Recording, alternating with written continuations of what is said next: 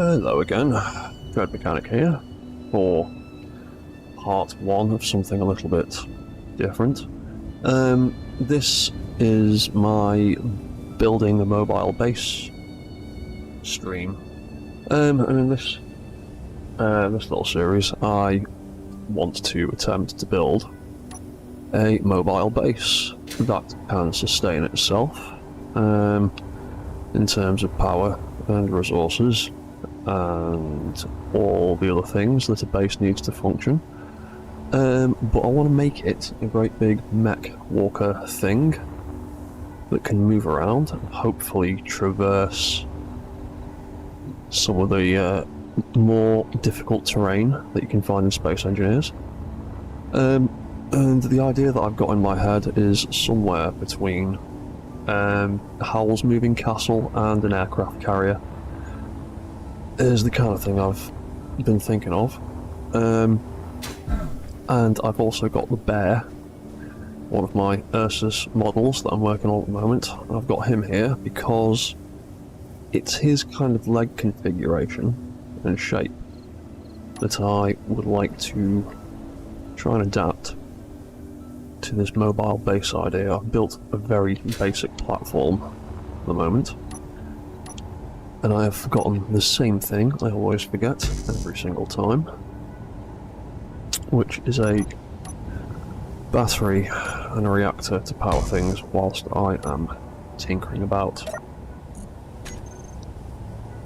So, first of all, we will just chuck a load of uranium in there just to keep that powered while I'm doing stuff. But yeah, the basic idea is we'll try and copy this kind of leg setup.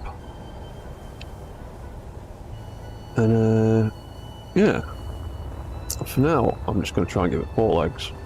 But I have left space because I am considering turning it into a giant spider and having 2 different sets of legs that move in 2 different kinds of ways.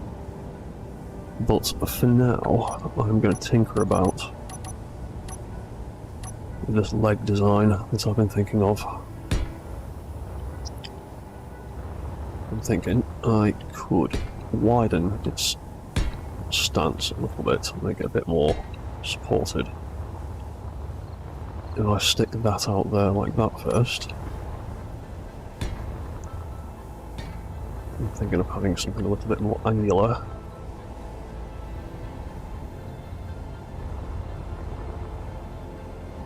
So yeah, we have that like that, and then we need a hinge coming directly off the bottom of there. Cool, so that would go like so, maybe? You know what, we actually might... Oop, didn't mean to cut that out.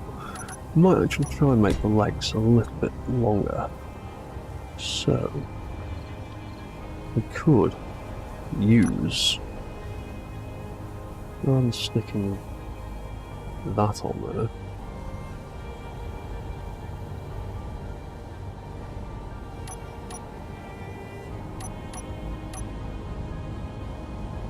oh, I've got the wrong thing selected on there. Oh yes, I have. Let's do that. There we go. So, I think I'm going to do a little thing like that with the legs. Make them look a bit more mechanical.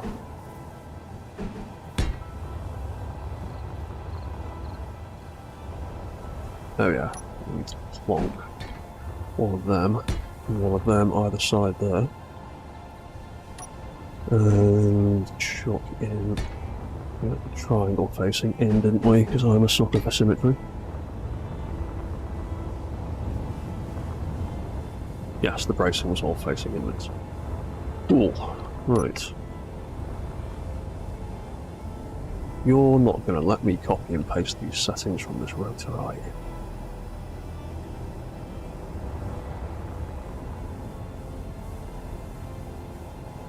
Incompatible properties, obviously. Fine, we shall do it the hard way. What was it? minus 20 and 40.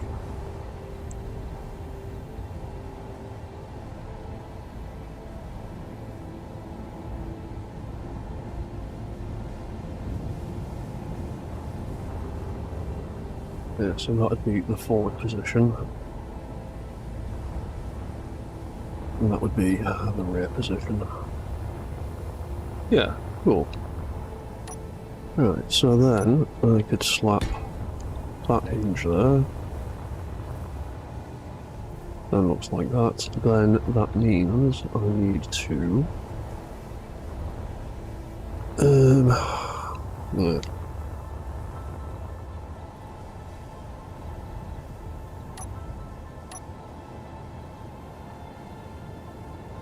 Let's try and stick with this kind of theme for the minute, so we'll do that.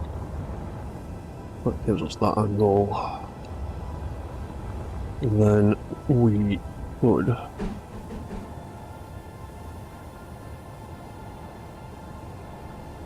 we could stick another one of those in. Have it facing down. And one of them on the end.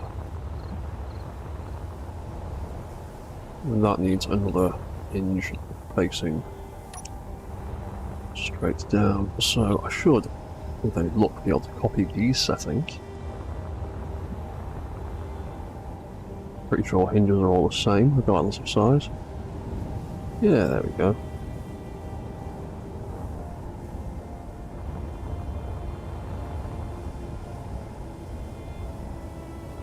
$65. That's 165. That seems a little bit... right, a bit off.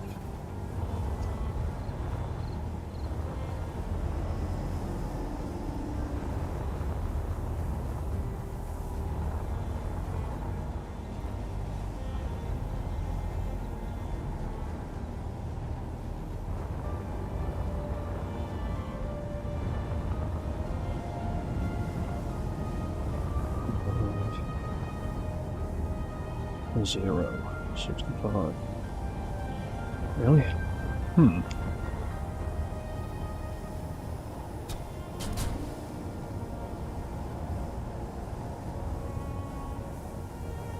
Oh well, we'll go with it. We'll I'll trust it. Twice, right? It'd probably skew it because of the... oh yeah, it'll be the shape that I've made it.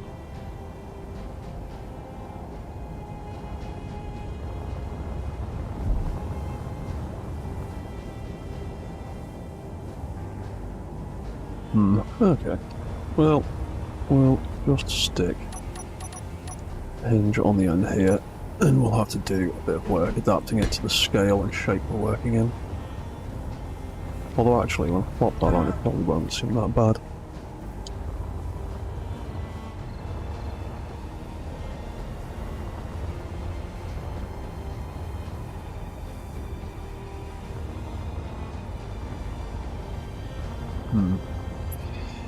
Right, we will try.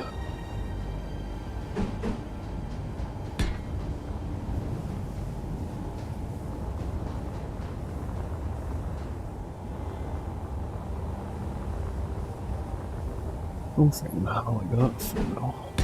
Okay.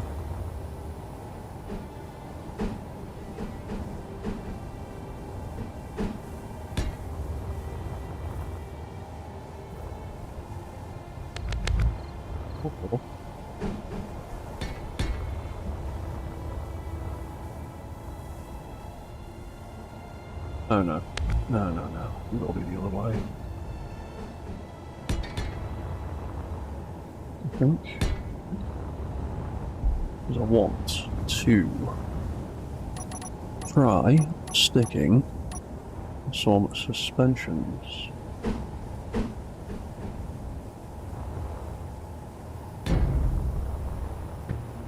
What's that?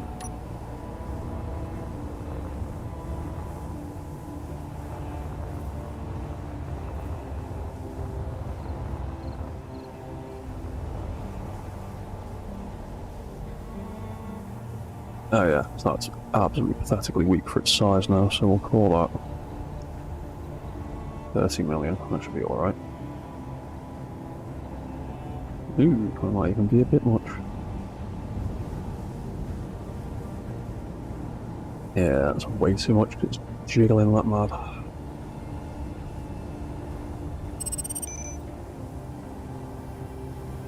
There we go. Sharing inertia tensor, that makes it all settle down a little bit.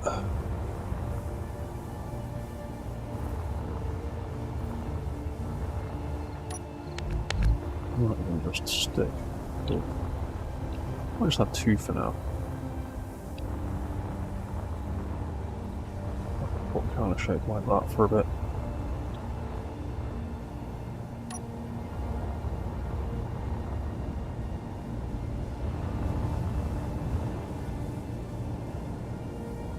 We'll copy all the settings from that.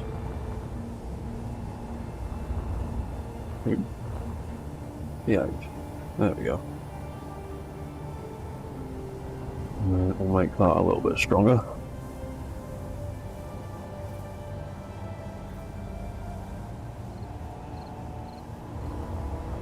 That can lift up.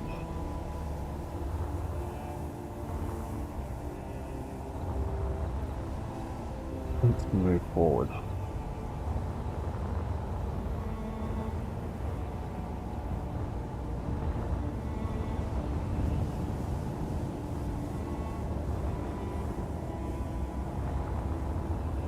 Yeah, so that'll be what it's like when it's outstretched.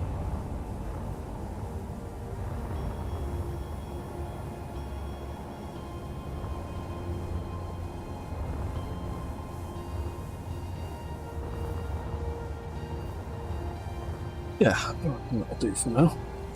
Right, just need to replicate that a few times.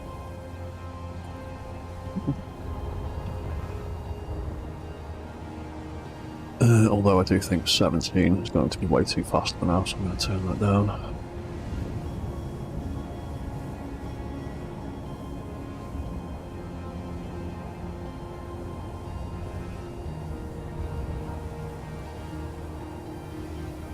Right, we'll just change 1, 2, 3, 4, 5, 6, a few more of these settings. We find a nice balance. So, right, let's replicate these legs. Or replicate that leg, and then I can just copy and paste them to the other side. Be lazy. But, even just do that.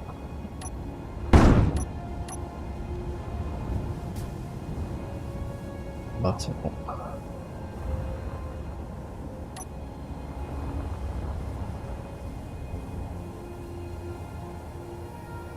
Oh no. Oh no. Be able to. Right, grab it from there. Oh no, it's the wrong way around.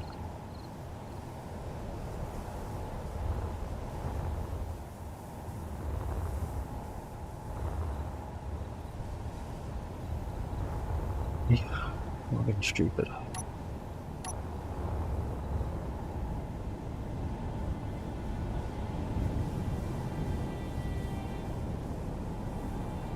Oh, sod it, I'll just rebuild it. It's all going to be wrong. So, we've got that. We've got that. We wanted it pointing down.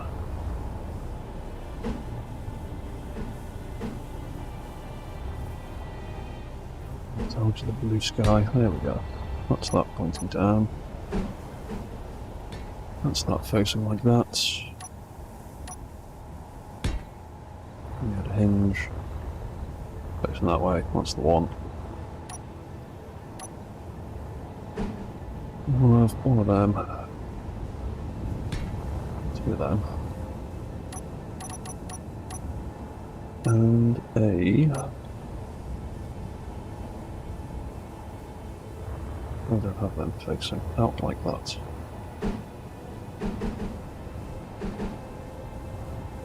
I think I actually want it that way now.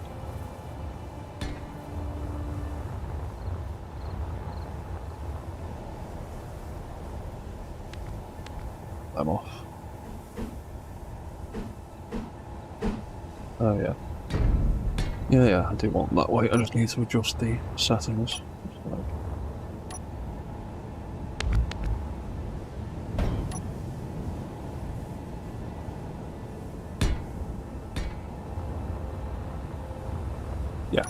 Yeah, I'll do. Right, so that was minus 20 and 40, so that'll be minus 40 and 20, I think. If I haven't screwed that up in my head.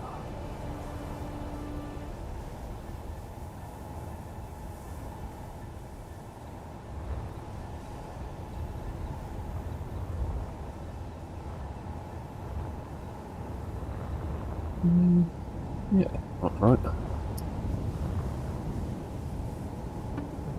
Right, so let's get some things on here. Make that an even number because I'm like 1, 2, 3, 4, 5, 6. I'm a bit OCD about things like that. So that can be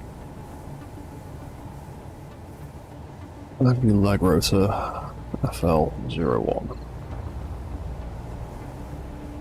All this 10 million hinge.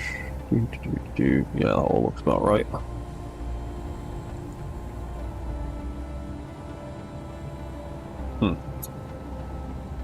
Two. There we go.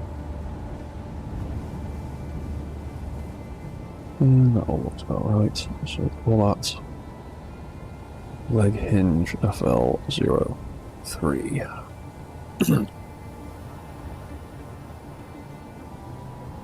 We can copy all of that, post all of that, copy all of that, rename that,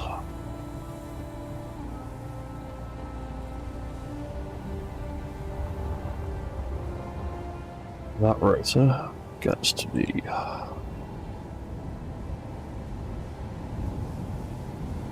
right, you know what? May as well set it like that.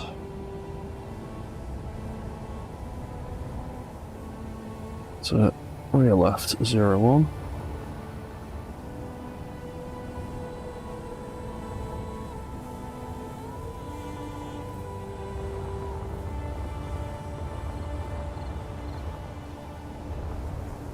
Right, so that's one side. You know what? If we can't do this the lazy way, I can paste a bunch of them.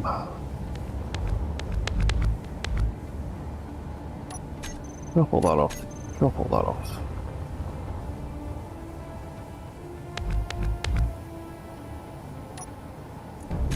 Drop it off. Chop that off. Copy that from there.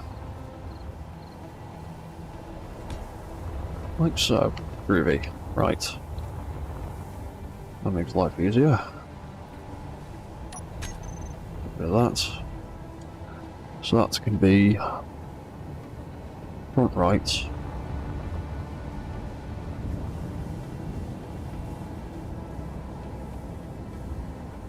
Front right. And right, rear right, rear right,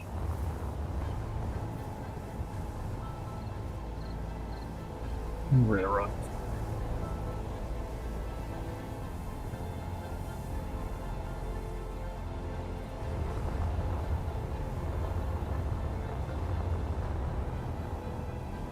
That was the basic kind of idea I was going to have with the legs. For now, at least. What's the overall footprint of that when it's resting? A little bit rectangular, mostly square. Okay, I think that's a good starting point. So, from there, I wanted to build it up like a little bit of a platform type thing. Oh, I just unnear it. Ugh, I've just buttoned the streets. So yeah, like I was saying at the beginning, my idea for this is sort of somewhere between Hal's moving castle and an aircraft carrier. So I want to kind of build it up a little bit. Maybe have like a lower deck section in here for important things, power, batteries, stuff like that maybe. And then have like an upper deck and like a command tower thing, like a aircraft carrier might have.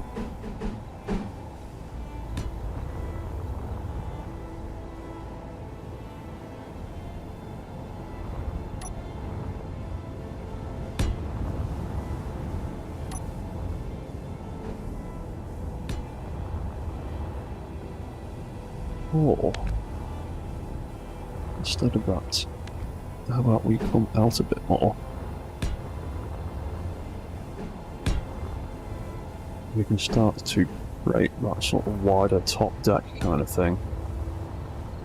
I was thinking of.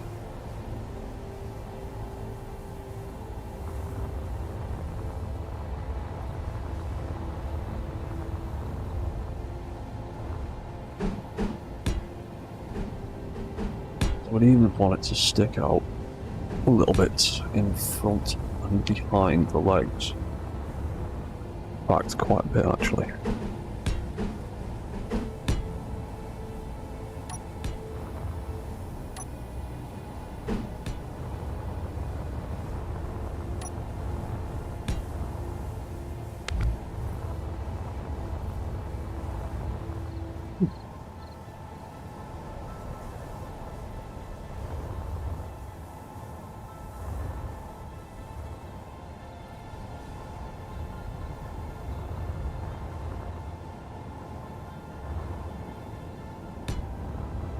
Maybe one more layer.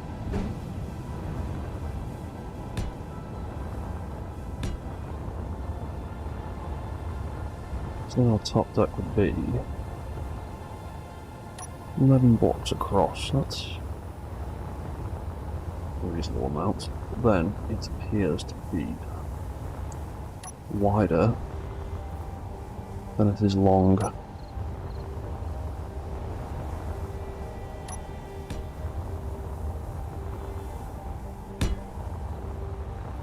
That would then make it square, wouldn't that make it 11 blocks?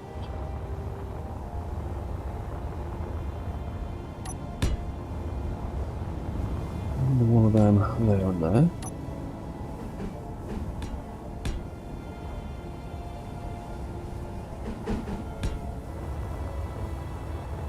And like that.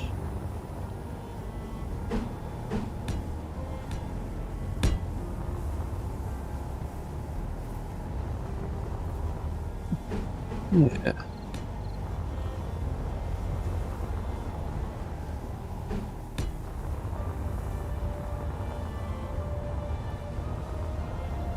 Might even.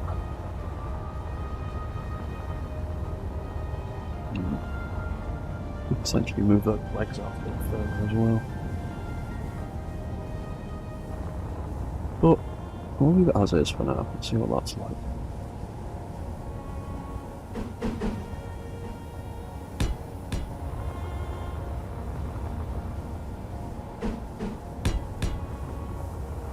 And then we can start something like that either side of the rotors for now.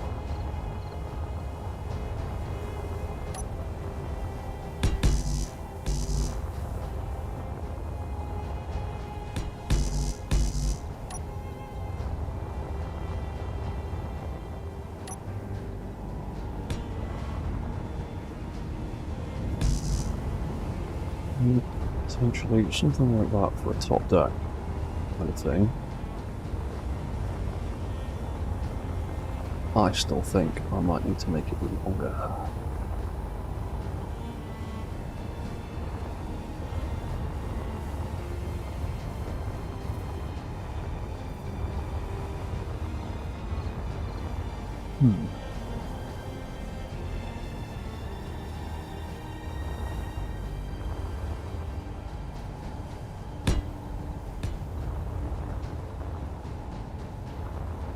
Yeah, so we have a lower deck down there with stuff in it, maybe.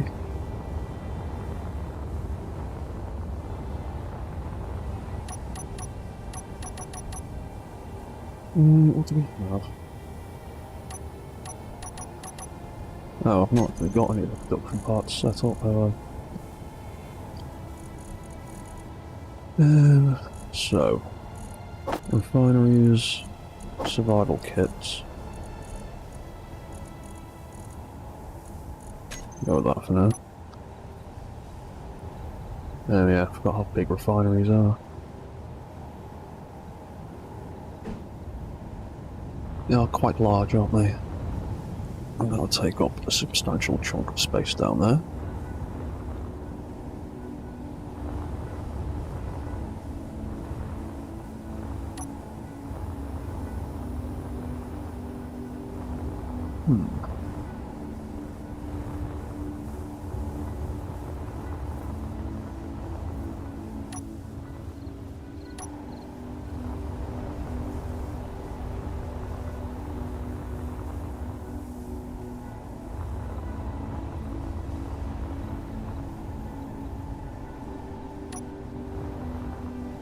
Survival kits and assemblies.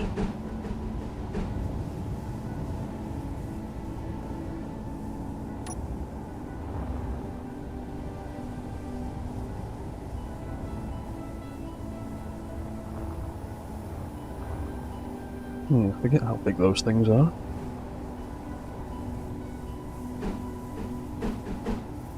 The old ones just look a bit naff by comparison these days, don't they? You know what? I might have to make this thing bigger.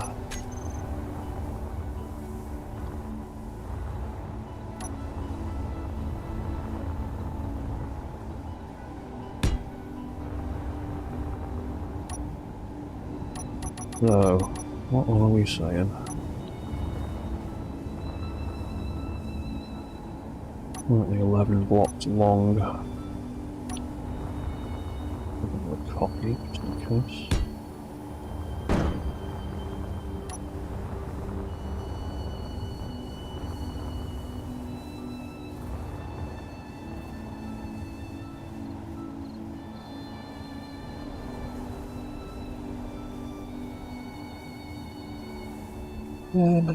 Let's try making it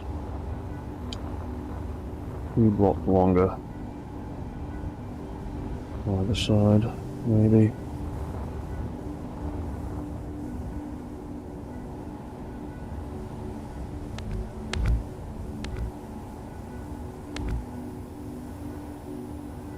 Actually, no, not like that.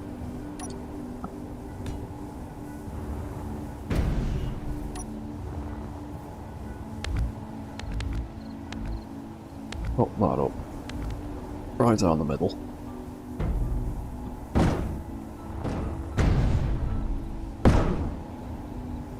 Yeah.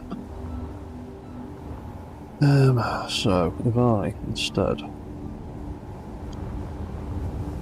1, 2, 3, 4, 5 blocks long.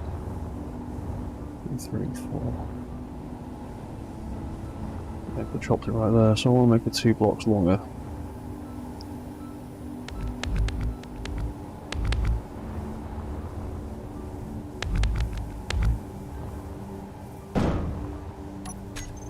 Put that off there.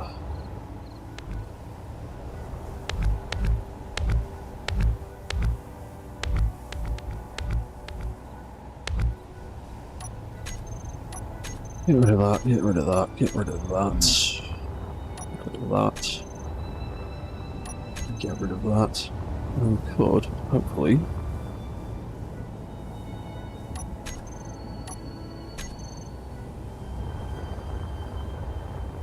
and paste these bits onto here.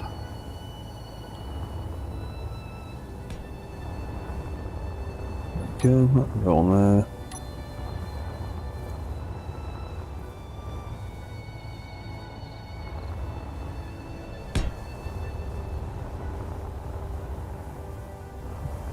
Go on there. It's a bit longer.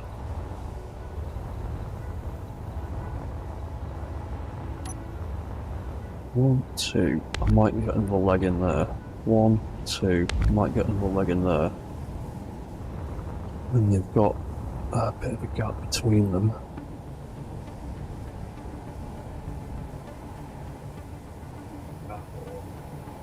One block gap, so I'll go with that.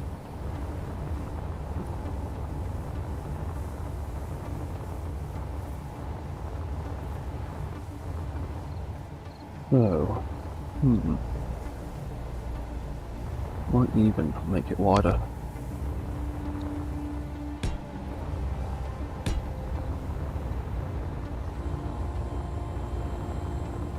How long are we now? We are now 15 blocks by 13 blocks.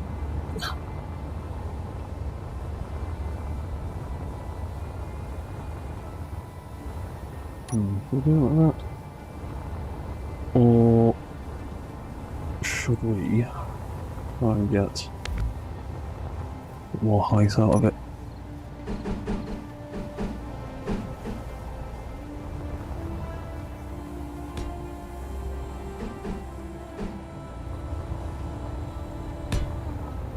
Go like that. Oh, hey, Space Guy Falcon. Yeah, I've got half an idea in my head. I'm trying to figure it out. Basically, I'm trying to build like a big mobile base kind of thing. That's like I said at the beginning of the stream, like sort of halfway between Howl's Moving Castle and an aircraft carrier. And I'm just trying to figure out the vague idea that I've got in my head. And how I can work with it and do the things I want to do. Or the things I think I want to do.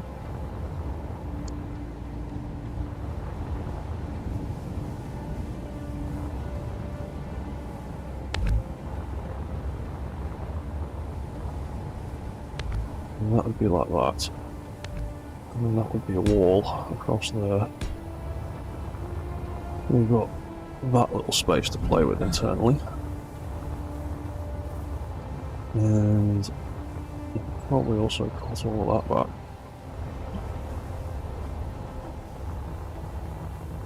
Oh no, because there's a seam there, maybe. We'll leave it for now.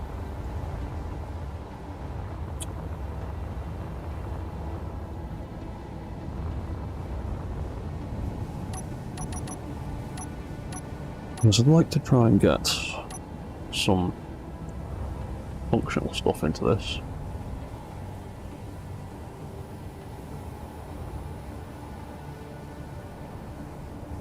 Like have a refinery built into it and a few assemblers. Maybe. Still not quite sure what the idea I've got in my head is, but something to do on a Sunday evening. Refineries, refineries. We've got these industrial assemblers, haven't we?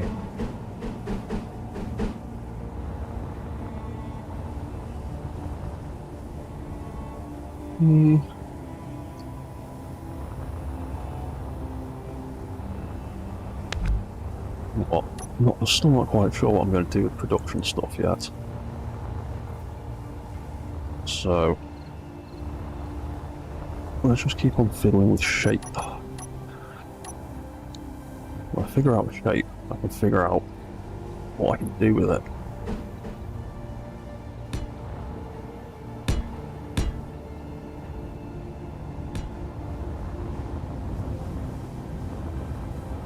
Then it's onto it like that.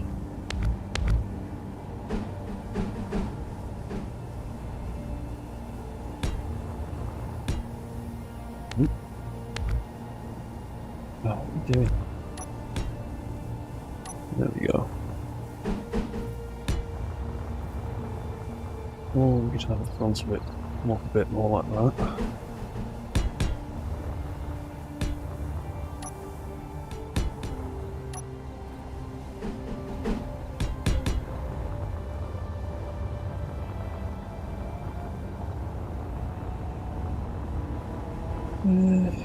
Yeah, I might just keep going with that and see what that ends up looking like. And we're up to there, on the level of this bit. So, to fill in that gap, we need something along the lines of that.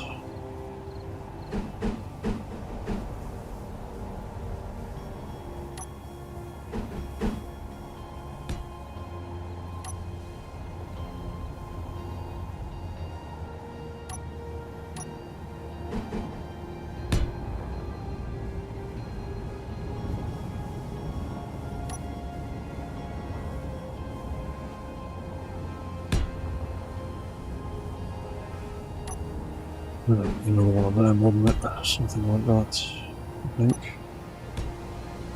Probably the best I'm going to get out of that angle. At least for now. Where is it? There it is.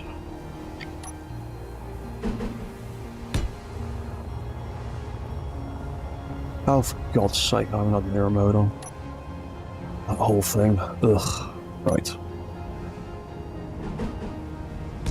There's one of them. One of them. Not that. One of them. One of them. Pointy bit, pointy bit.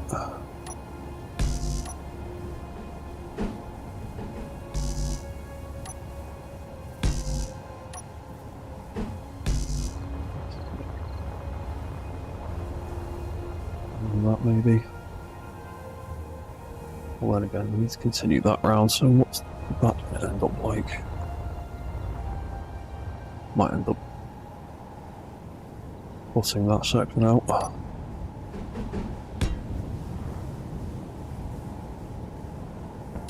Because that, do that, do that.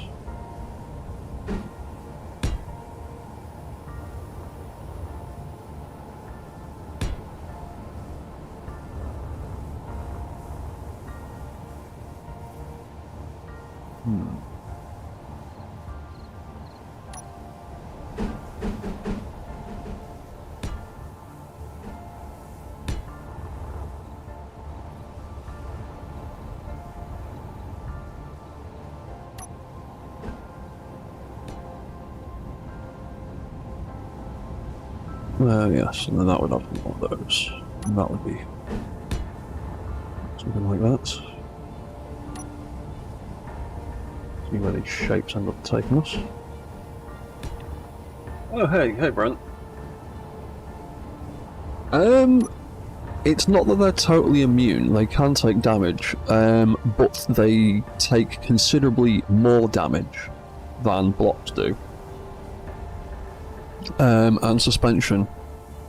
Blocks also have the added benefit of friction settings and height offset settings, so you can adjust quite a few things on them, and strength settings as well, so you can make them springier or sturdier depending on what you want to do. And if you're working in large grid scale, if you want to use it with damage off, you pretty much kind of need to use some kind of suspension on the feet. Otherwise the forces generated by the legs moving will just smash themselves to pieces as they impact the floor, which I've learned the hard way. So when I go big, I tend to stick some kind of suspension on the feet, just to take a bit more of the damage. I'm kind of not happy with that shape. It's all weird and angular. Might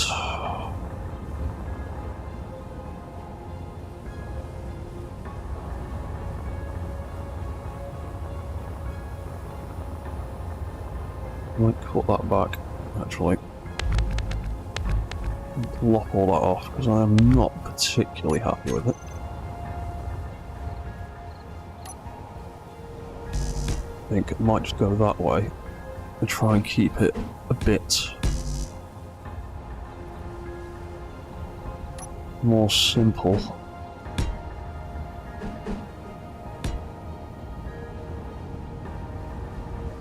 Because then, instead of going mad with all those weird angles, we could just try something like this instead. See how this blends together. Yeah, because then we got that there. That could go in there.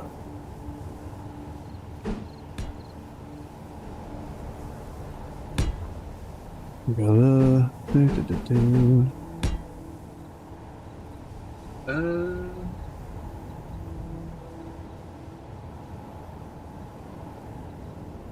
No, Space Walk, you don't have to use suspensions on mech feet.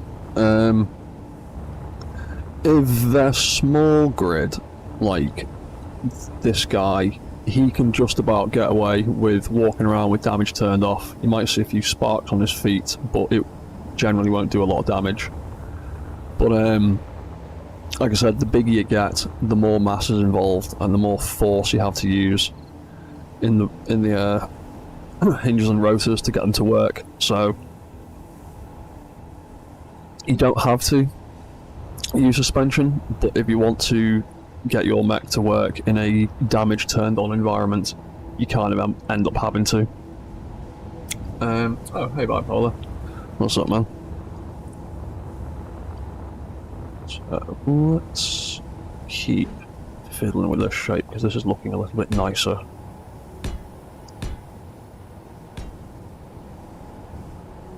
Do.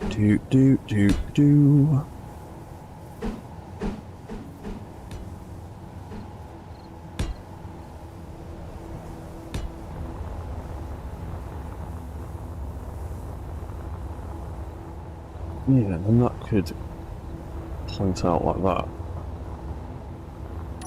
You get the top deck to kind of follow that shape down. Something along those lines. Put that out.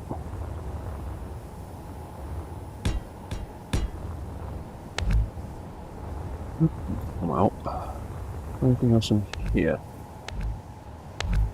That absolutely needs to be there. So, stick that there. That's much nicer. We've got a bit more space down here to have some kind of lower deck.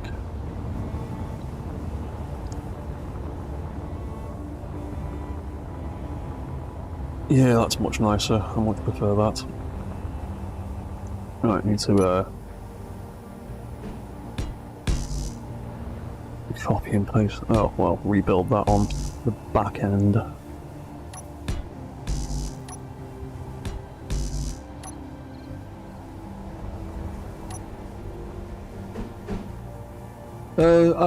Hey Bible. Today I am building a big, like, mobile base kind of thing. I've seen a few videos of... that's the wrong thing.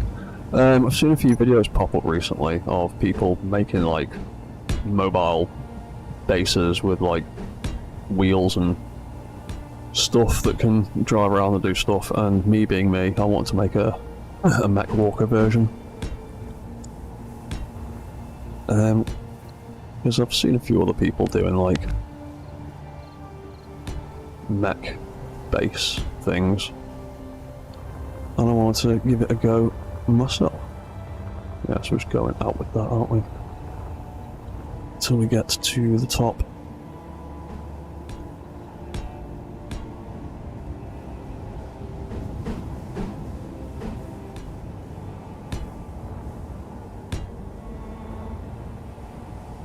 So, that can there, that can get there. And that is pretty much the line for our top deck for now.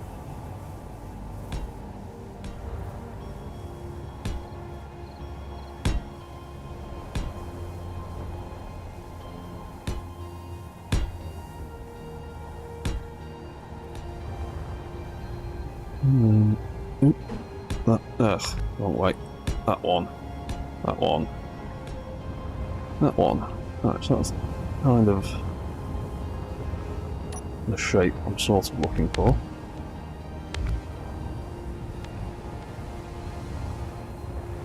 Some that out. Oh yeah. That one needs to go back in. That's going to be there. That's going to be there.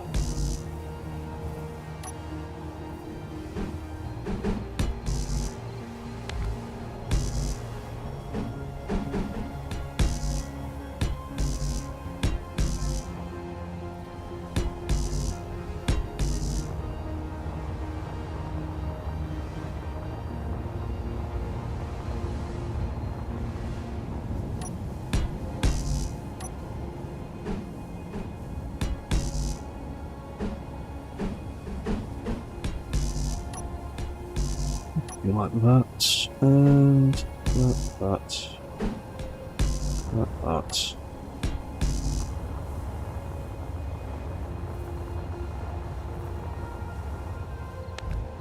And that could easily come out.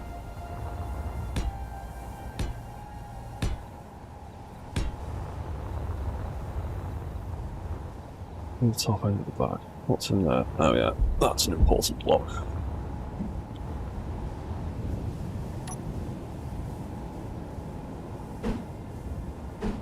Can't really chop that one out. We have a whole bunch of space here. And we could have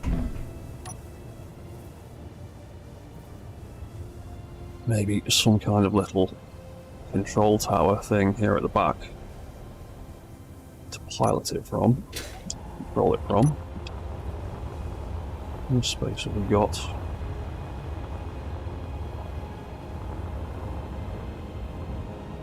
One, two, three. It's a 5 block space. 1, 2, 3. Yeah.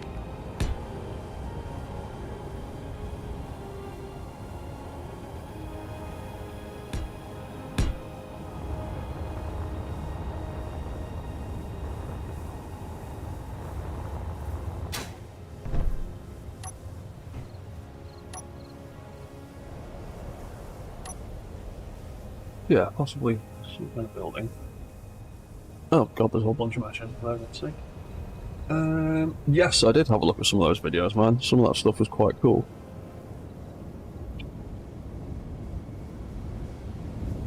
The LSG Mortal Engines server. Yes, I did see a video of that the other day, and some of that stuff looked quite cool. And there's a few other, like, big, like, mobile-based things I've seen that I've thought was really wicked. I wanted to try and do something similar myself. What's that? You built a submarine that can be driven on ground. Nice. Yeah, I do have the water mod knocking around, but I don't use it very often. I need to do more with it, really. I've been on a massive vanilla kick recently.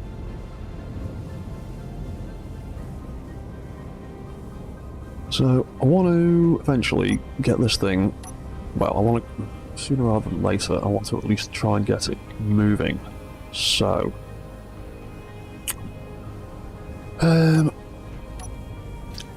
we could build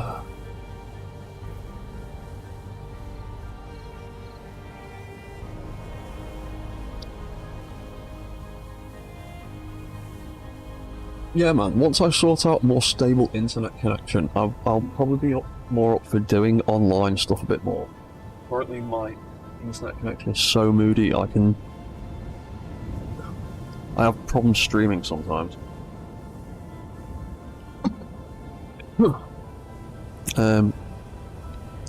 yeah, when I'm in a better position for, like, doing online stuff, I'd definitely like to try and do more collaborative things with people. But at the minute, I have serious trouble, like, getting into a server on Helldivers or something like that. Like, my internet is so bad for multiplayer stuff at the minute. And doesn't help that the internet I have in this house is some cheap, dodgy crap thing, and then my mobile network provider that I use occasionally, oh, they keep doing upgrades to my local area network, and all it seems to do is break everything for 3 weeks. And then when it goes back to normal, it's no better than it was. But that's just me bitching about internet providers. So I want to build, like, a little control tower thing. That's kind of the level I'm envisioning for a deck at the moment. I want to get it into a basic position where I can see if these legs actually support the weight of it. So, let's have... We could have a little control tower. We could have a... We can reshape all of this eventually.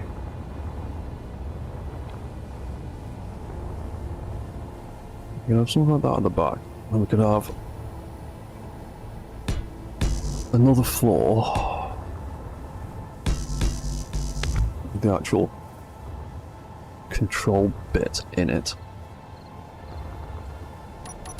Have I got Windows set up on this toolbar? No, I bloody haven't, have I? Windows, where are you? Not those ones. Ooh, maybe some of those ones. Where are the big chunky ones? There they are. And maybe some ladders and railings and platforms and possibly corridors and things.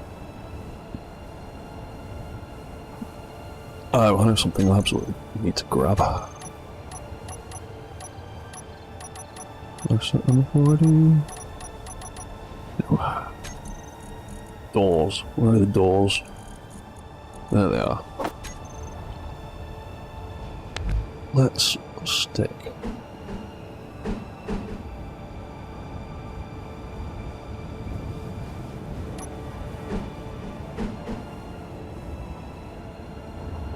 Really? Are you going to be a dick?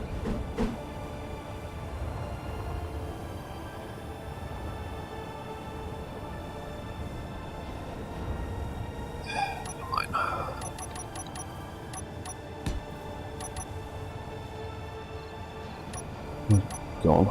There it is. There we go, so we could... A little door like that there, and then that's not too high up. I might use...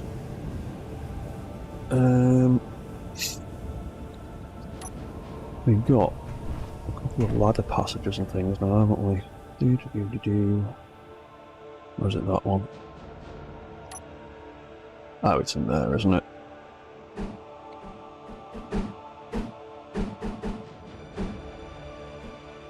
Let's have those things now. Might stick one of them on the floor.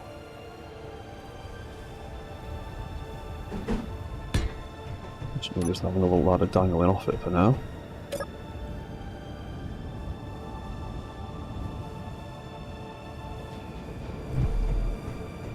So that you can climb up here. It's the control room, and there could be a control suite about here. Or maybe we could even have it overhang a little bit. Behave. Oh, you know what though? You know what though? I want to do stupid things with rotors and screens. So that's the kind of lunatic that I am. So let's pop them out of there. Let's... You know what, I will leave the control seat there. Now...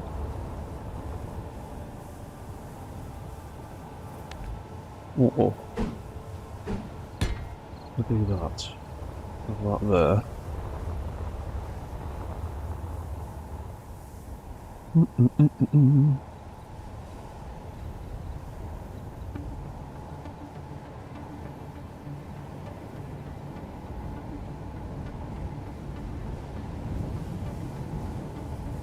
Yeah, well, this is the problem. I've got bipolar. Like my PC is by no means like crap. It's not the best thing in the world, but it's not like it's like some bargain bin thing.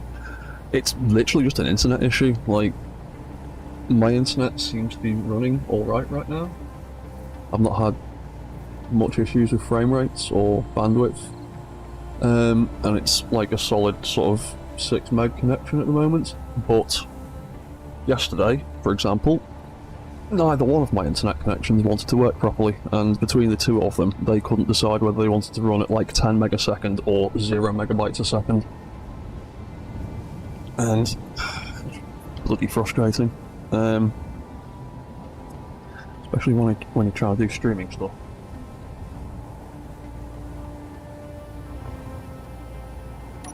So I want to make use of these new windows. I like these new windows, they look cool, but I want to figure out what I can do with them a bit more. Yeah, you know what? I will put that back so I can have that space in there to do stuff. So we could... What could we do? We could... maybe...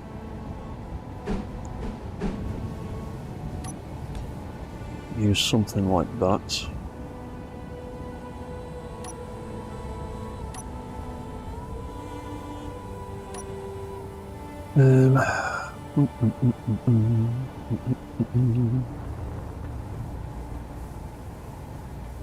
Ooh, we could possibly even build part of this top deck out of some of these new bits.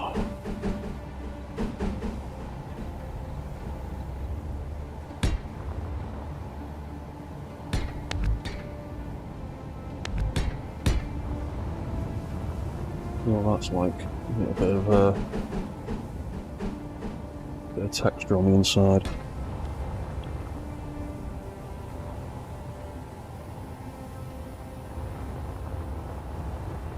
Yeah, I might do that for the inside of the tower. Where are those windows then? We've got all sorts now, haven't we? We've got all these half windows and curvy windows and triangular windows. And then we've got all these things.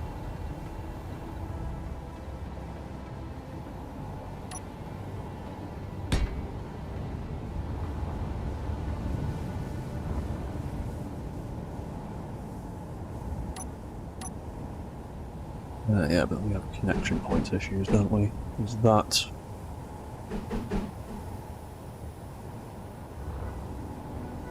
They've got connection points on the side.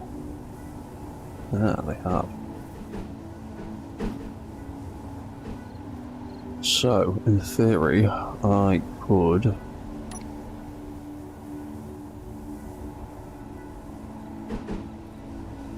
slap something across there. That to connect to, awesome.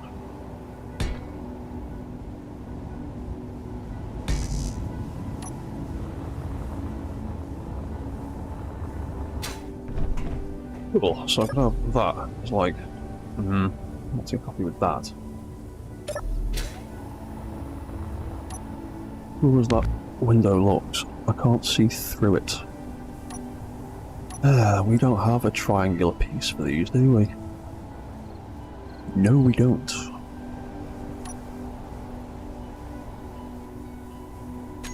Where are the other windows? I know there's more than that. Oh yeah, we've got those as well, haven't we?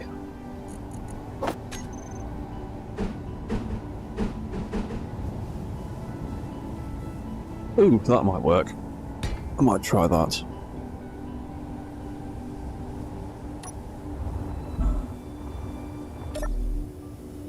Yeah, that's fairly reasonable. I don't mind that. Gives you a nice view. I've got some room to do stupid stuff. Because I've got an idea for... Well, it's not an idea, it's something I always end up doing. Because large grid screens are crap, and you can only have about 2 of them in a cockpit. what I usually end up doing is this little trick. I will pop a rotor in the floor, I will add a small head to it, because the regular rotors and a small head, as opposed to the advanced rotors, if you do that, and then do that, and then do that, that, and that, and take the triangular pieces, like so,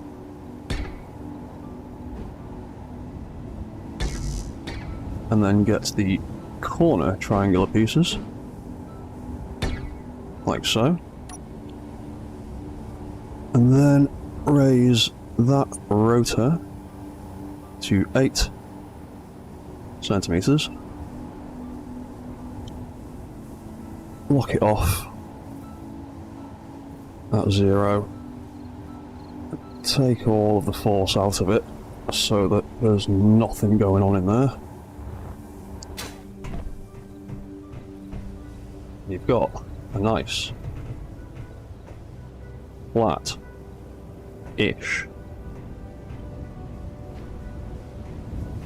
Are you scrubbing slightly on that? Bring that down a bit.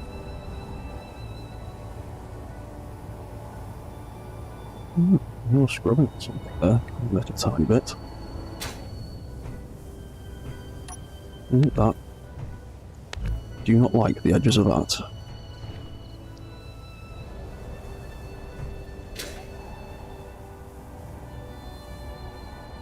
What was sliding hatch? Where's the rotor? Where it is?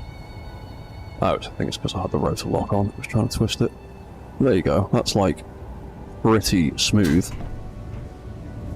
From there. Oh yeah, we got those pieces as well, haven't we?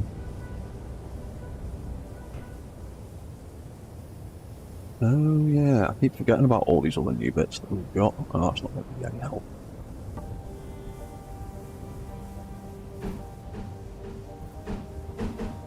No, I think we'll just stick with... Oh! Hello. You're being moody about that, are you? That's interesting to note. Ah.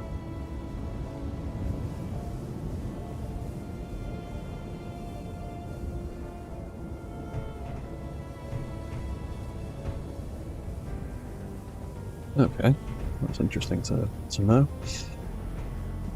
Yeah, providing that's not scrubbing and causing all sorts of them.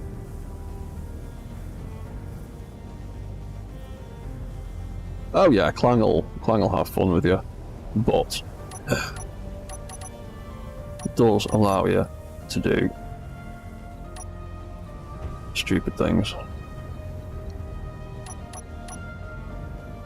Like putting small grid bits into your large grid builds, so that then at some point in the future I can build a big or a couple of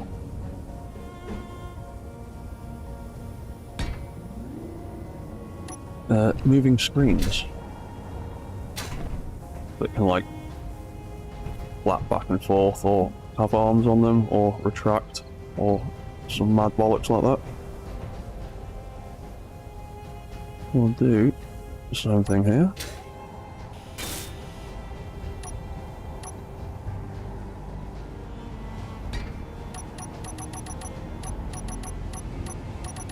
Yep.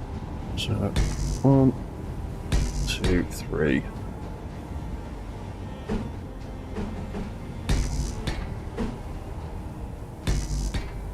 I've done a fair bit of testing. This combination seems to be the least clangy, because you can place every single block in mirror mode without any issue, without anything having to like fiddle about.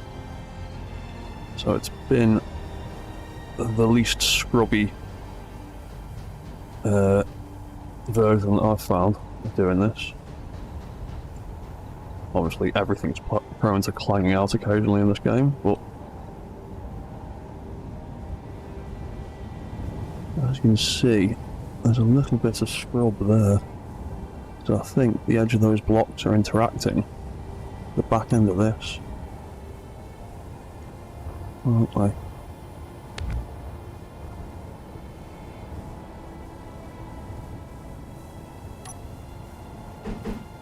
Yeah, because it doesn't like seeing it that way around. So there's something going on with that edge of that block that doesn't like that there. Interesting. Because not all the blocks are perfectly modelled. Some of them have got some weird scrubbing going on in strange places. So, could we replace that with something? See, that's not scrubbing there. That doesn't have an issue. Strange.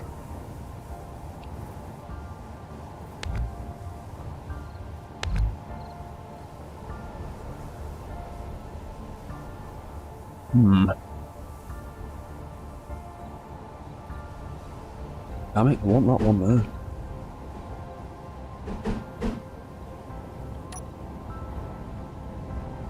Might just deal with it for now.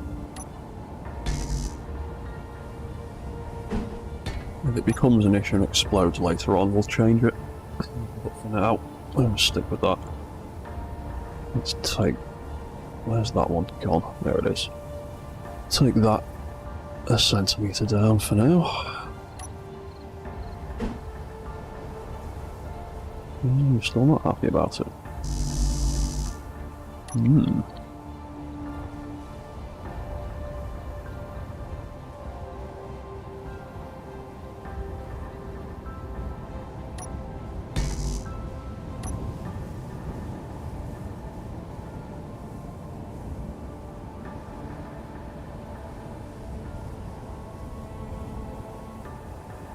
It's definitely not happy with something on the back of that.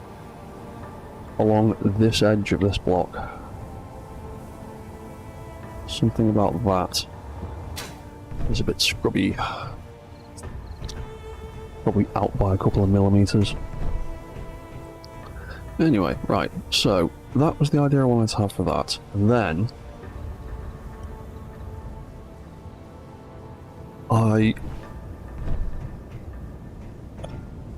ultimately, I want to take the piss even more, and I want to do the same thing in the middle of the room. And have... Actually, I might not do it in the floor.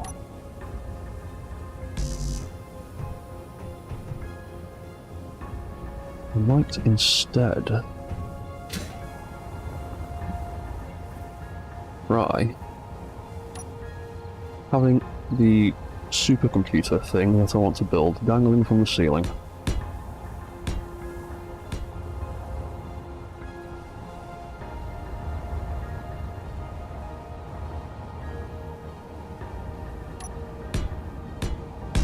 That can be the back wall.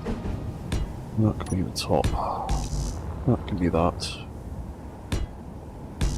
That can be that. That's the centre of the room. And I was going to do something equally as stupid as those lights. But up there instead. That's facing that way. That can go back in there, that can come back off. That can go on there.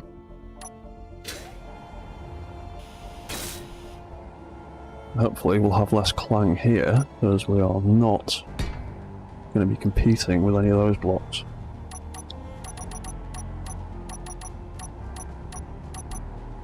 One, two, three, and four.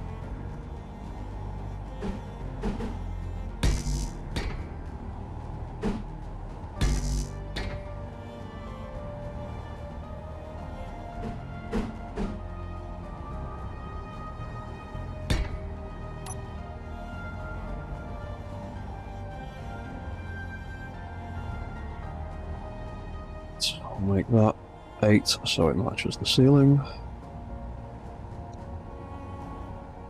Put that out. that out. It's not too bad around the edges. And I'm going to name that rotor Supercomputer.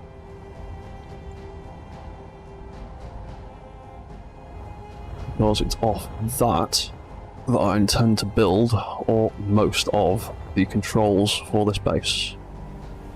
Because large grid timer blocks and large grid event controllers are ridiculous. Like, you'd need to fill half your ship with the large grid versions, whereas you can just do this and get the same effect. The exact same effect, just with small grid blocks.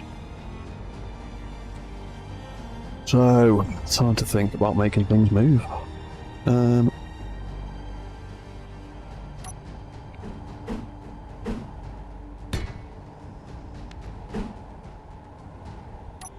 So I'm going to have a different colour for the internal bits, for the controls, and make it grey. The very first thing I'm going to put in place, because that's going to be bang in the centre, that is going to be the walk cycle timer. We'll do that eventually. And then we will need... I can afford to actually go a little bit more elaborate.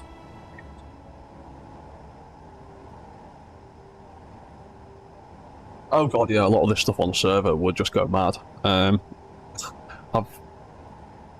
love watching people do like mad stuff with subgrids on servers and then them just going absolutely insane. I've seen some very interesting Clang explosions on public servers.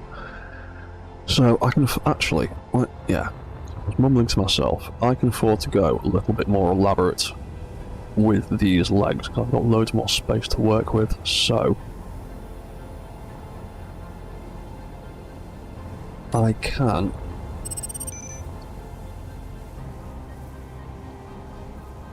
we're going to put all the lights.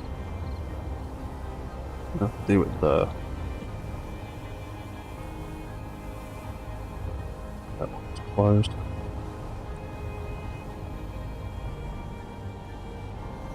As usual, I'm going to have lights to control the various bits and pieces. Obviously there's no connection point there. Yeah, I might just do that. So I'll have one there to control that.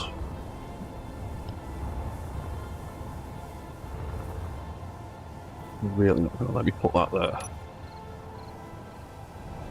Open sesame. That can go there. That'd be the leg light for there. And then we can just slap it.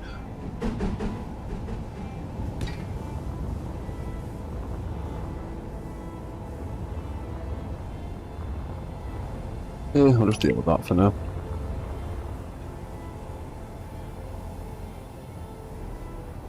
That can be leg light FL01. And as usual, I will make it cyan.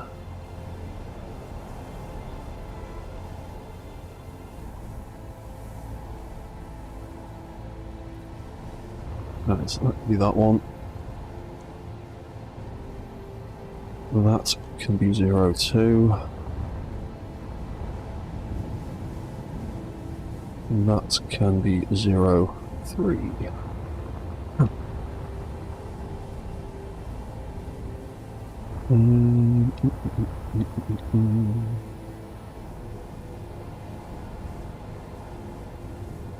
Oh wait, thinking about it, I don't think I actually need that one, do I? No, we'll figure it out in a second. So, let's delete that, let's delete that, let's delete that bit of trash. let's do a quick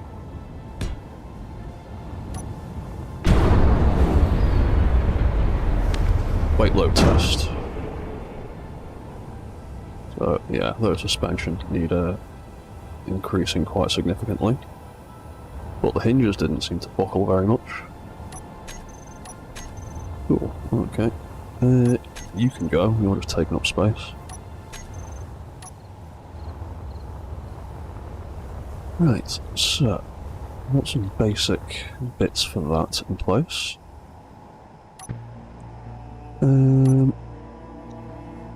Copy that. We're going to have 4 legs, so we're going to have 4 sets of controls. 1, 2, 3.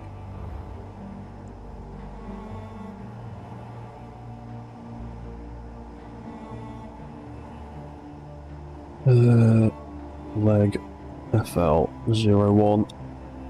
Because if we set up more specific controls for each part of the leg, we can then make full forward and reverse walking cycles. Whereas if I just copy and paste the system that I used in this guy, it's too compact and I'll only get a forward walk cycle, and I want this thing to be able to reverse as well.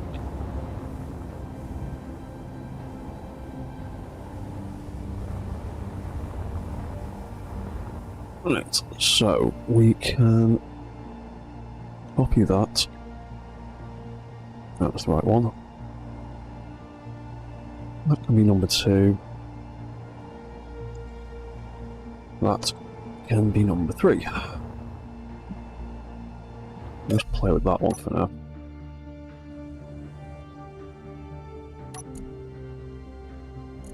Well, we've got that controller, and these are all 3 of these are going to be block switched on and off. And they're all going to be triggered by one of these lights, obviously corresponding with the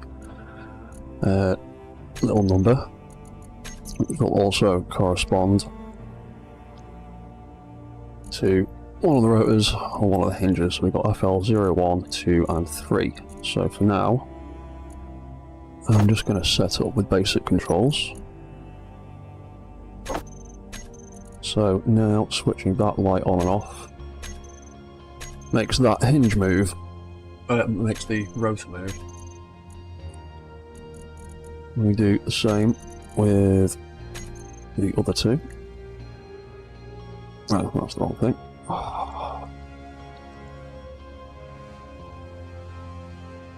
Fix that. So FL02.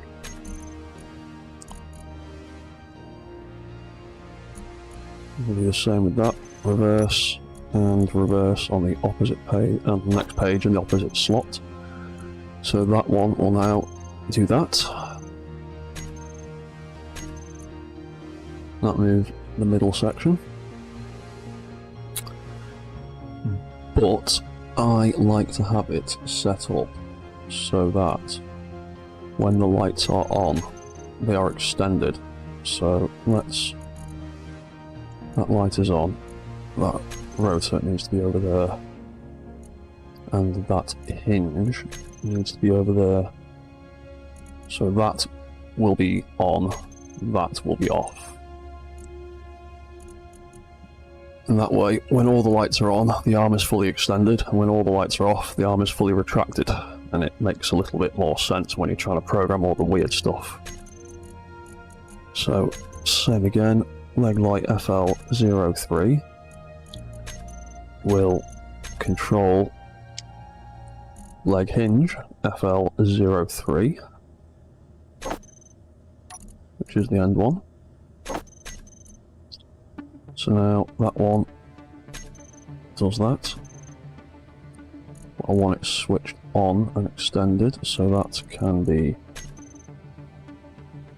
that. So there you go. Now switching off all of those lights and switching them all on makes the leg move.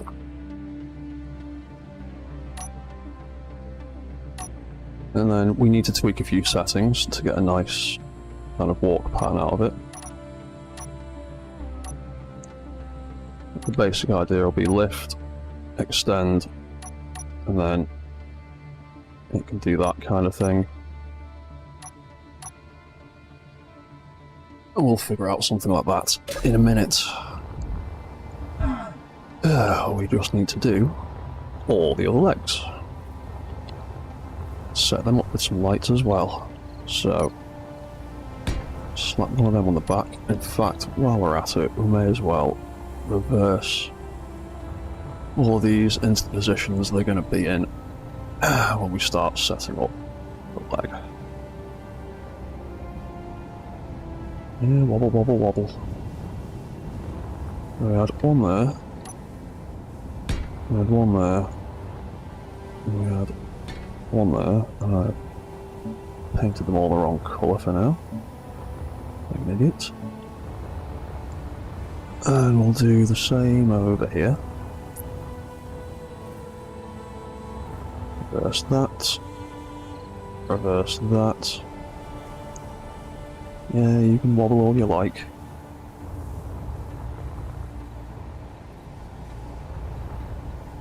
Oh, hello, Raindrop Fury. I probably won't finish it during this stream, but I'm not even halfway through what I usually do for a stream.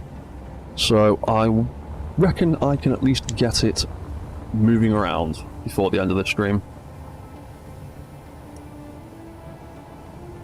Because I've got a vague idea of the shape of it in my head, and I've got a vague idea of how I want it to walk, but I don't do anywhere near enough base building, and I do a hell of a lot of mech building, so working out where I'm going to put all the actual internals to make it a functional base, I have no idea, because that's not something I really do an awful lot of. I get too absorbed in building stupid robots, and my base building skills are a little lacking. Because I've seen some people build some absolutely wicked bases, and I wouldn't even know where to start doing some of the stuff that I've seen. Right, so that is all the lights. Let's grab the colour and the settings and the name. So that would be front right 01, front right 02,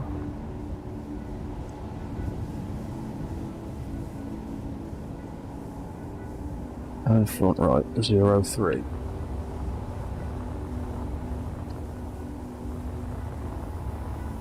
But yeah, I can get it walking.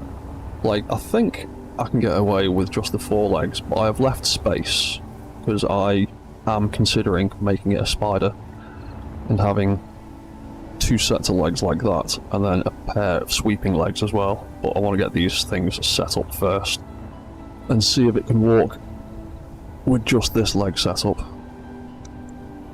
before I start adding more complications for myself.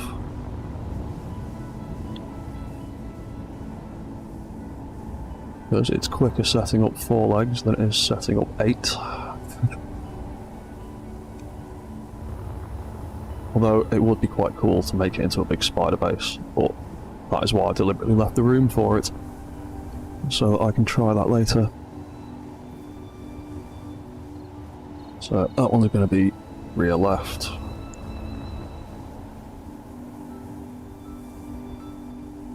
(01). I'll copy that, paste that there. That can be 02.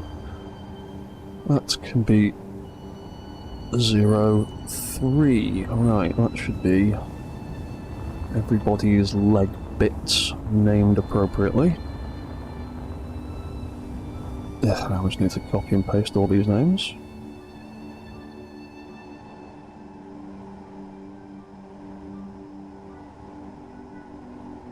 That'd be front right 01. Number 2. Number 3. That gets to be rear right.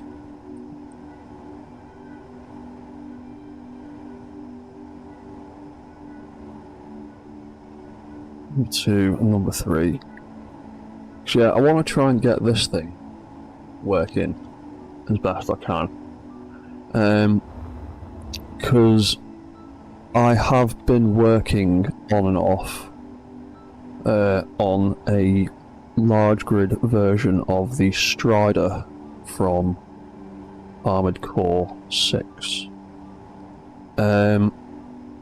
But it's way bigger than this. And I think I got a little bit in over my head, so I want to try and get something a little bit smaller working in large grid first, and then go back to it. And also I need more reference pictures, because I've got a really good idea of what the Strider looks like from underneath. Trying to get decent views of it from the top, a bit trickier. Right, so got a whole bunch more leg controllers to set up now. And then once we got these set up, we can build a forward walk cycle and a reverse walk cycle. And we also need to set up walk cycle rolls in the first place. Right, so where are we? Front right 01. Can I change all these en masse? No. Typical. Lock switched on and off. Leg light, front right. Yeah, build vision's great for copying and pasting, because you can just copy and paste everything, including the name. You can take just the details, or you can.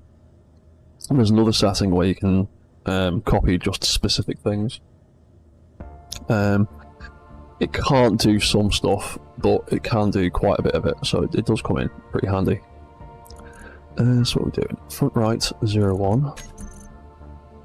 So that's going to be FR0. There we go, FR0. Reverse. And reverse. That'll be number 2. Leg light FR0. FR02. Reverse. And reverse.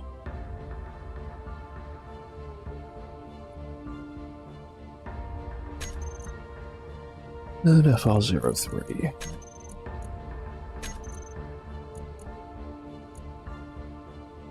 This.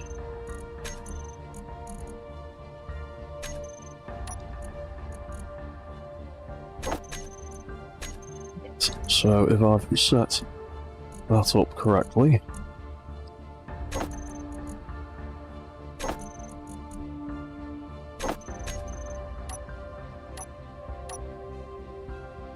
there we go.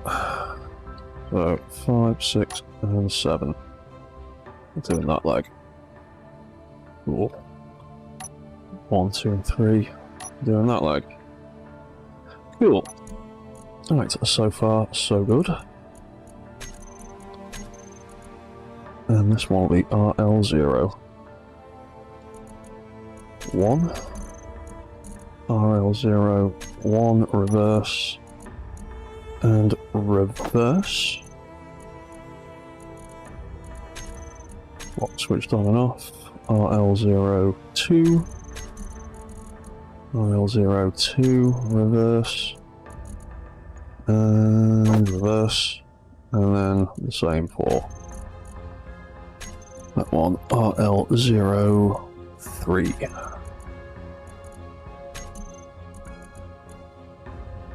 Reverse and reverse.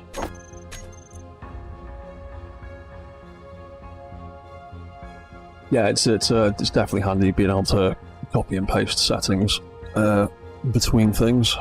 Makes it a lot easier than just having to type in the same names and parameters and bits and pieces over and over. That gets real dull, especially if you're doing something complicated with lots and lots of moving parts. RR0. 1. RR01, reverse, and reverse.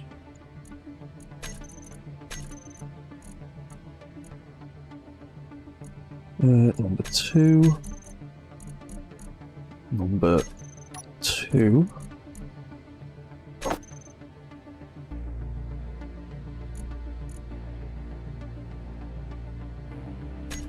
Yeah, that's that. And then number 3, and that should be the last one of the leg lights that we need to build. Number 3, number 3, and number 3. Right, so I skip to the next page. Drop the next set of leg lights in there. That's the front ones. That's rear left, and rear left.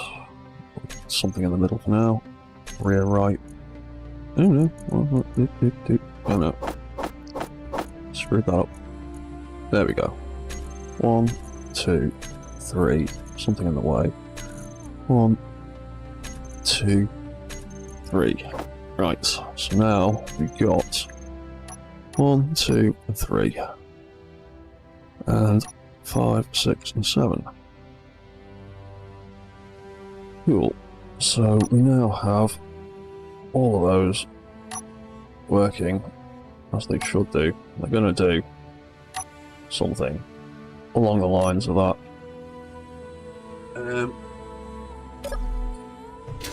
But I will come back to that in a minute, because I just need to quickly have a break, because it's been about an hour and a half.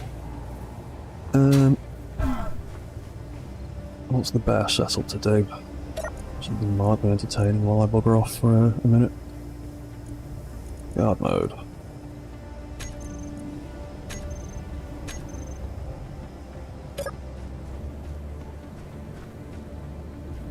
You follow me? Or have I just switched it off?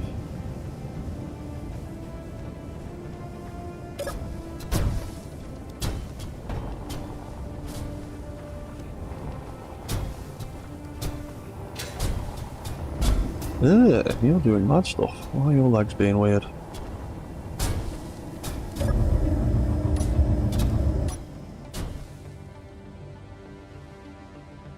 Oh, I see what's happened.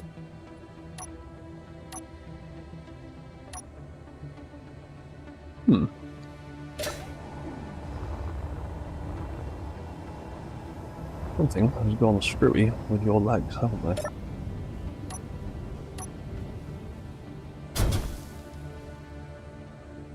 Something's absolutely gone screwy with his legs.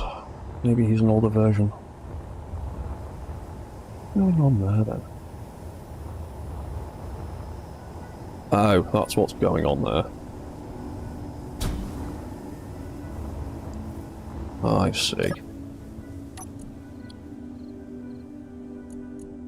His leg controllers have gotten screwed up. Let's turn them all off for a moment.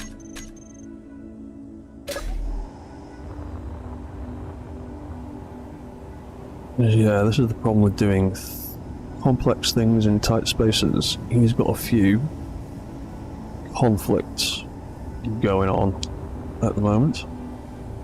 That leg was doing weird stuff because it had got itself swapped around.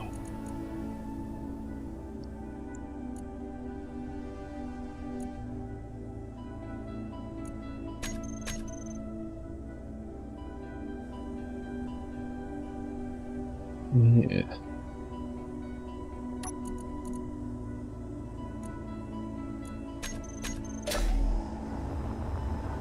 That light is not supposed to be on.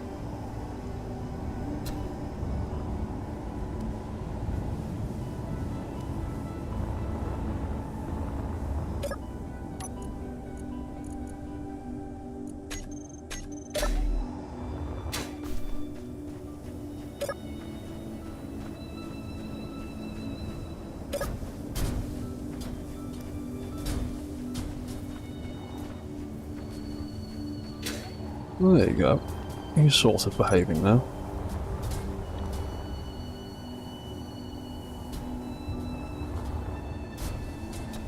Sort of. You're still doing strange things. He must be an old blueprint. Right. Smeg it. I'll be back in a minute.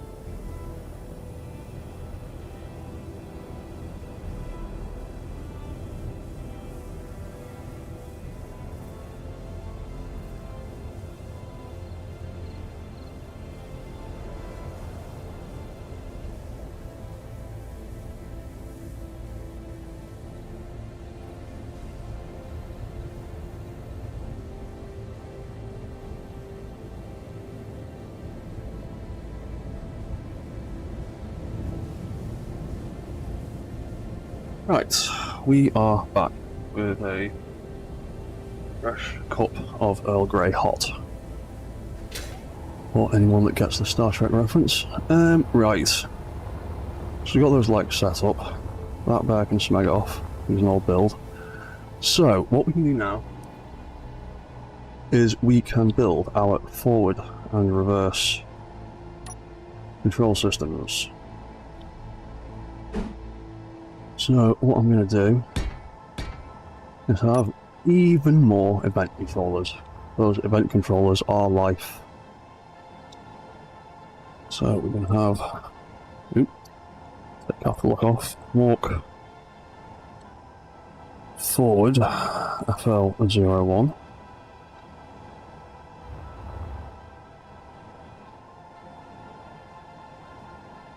Walk forward RL01.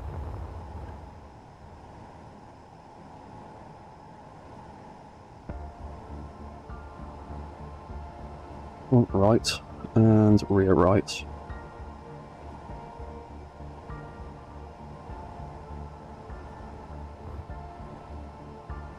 What's that you're saying, Ranger Up Fury? You like complex builds, moving parts. Black Arm used to make them pretty good, and now you should subscribe to me too. Oh, cheers, man. Yeah, well, Black Armor is pretty much, he's the first person I think I saw doing this kind of stuff in Space Engineers. Because at first, when I got into SE, I was just playing it for like the sort of survival, crafting, base building kind of vibe. And then after a couple of weeks of, well, probably after a couple of days of looking for Space Engineers tutorials on YouTube, it started chucking me Black Armor videos, and I went, oh my god, you can do stuff like that in this game. And then the survival crafting thing kind of fell by the wayside. I started just doing this kind of stuff. So yeah. So now we got that set up, we can have a set of leg controls, a set of walk controls, and keep things kind of separate in separate systems, like you would if you were programming. And that way we can make things a little more complex and have a little more control over conflict and things like that. So, this one is, oddly enough, going to be controlling that same leg light as before, at the same time as the controller that's currently using it. So, what we'll do is we'll do FL0, we'll take that leg light, and when it turns on, we want it to turn on the other two lights. So we can have that. So we're activating that light with this event block, and we're going to get it to turn on and off the other two lights. So now, when we go to our first leg light, it will control the entire arm in one go.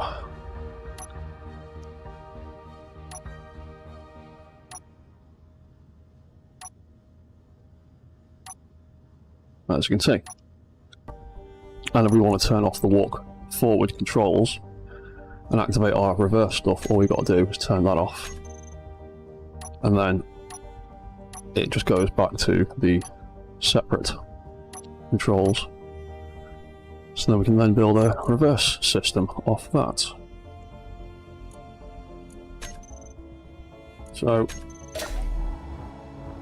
what we really need to do is we need this hinge, that rotor and that hinge to move steadily with each other, and we need this one to move a bit quicker, because we want this to lift up and out of the way as the leg moves forward, and then quickly drop back down before the leg pulls back again.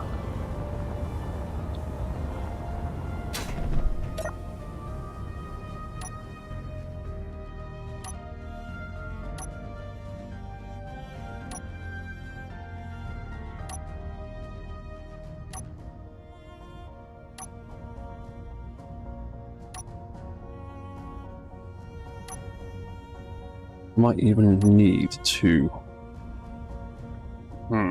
adjust the shape of that foot a little bit.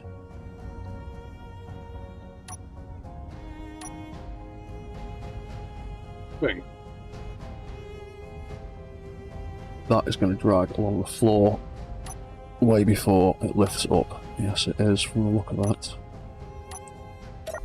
So, let's quickly...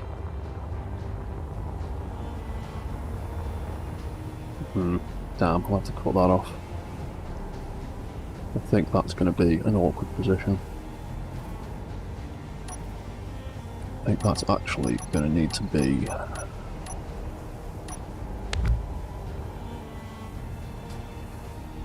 that way around to avoid hitting the floor.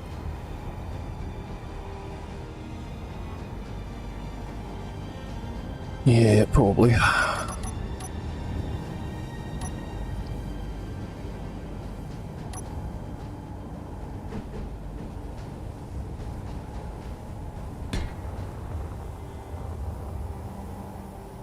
No, I might be able to do it, but... Just quickly have a look and see what that looks like that way instead.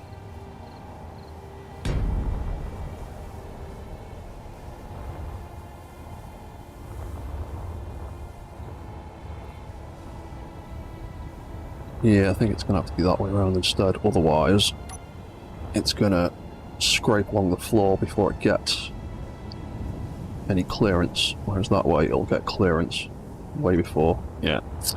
Lame, I'm going to have to redo those feet because I wasn't thinking earlier. So, yeah, I'll chop that off. Won't take too long.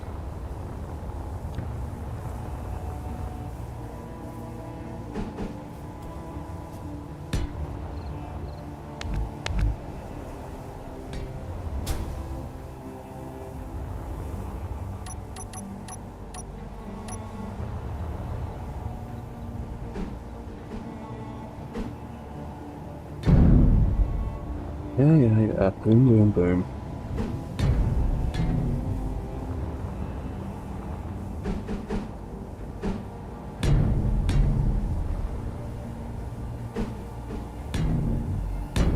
Oh, hang on. My stupid OCD brain. Oh. Left wheels on the right-hand side. There we go. Right on the wheels. I know no one else cares, but I want the tyres to be the... I want the tyre patterns to match. I'm stupid like that. Right, there we go. Right, so I want to do that, like that, instead. Now I'll actually get clearance from the floor. Means I need somewhere else to put that light.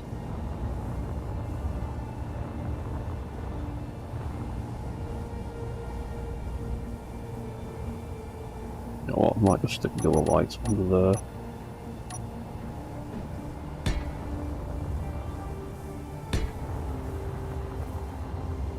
I'm not changing that section, and I might redesign the foot again, so I'll do it that way.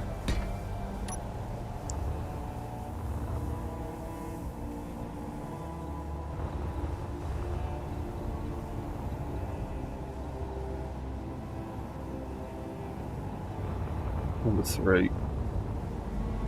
And the only thing we should have to change is just the trigger in the controllers we've already set up.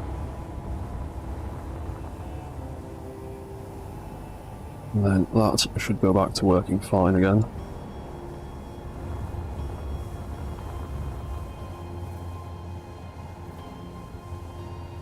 Then we can carry on. So, front left, rear left.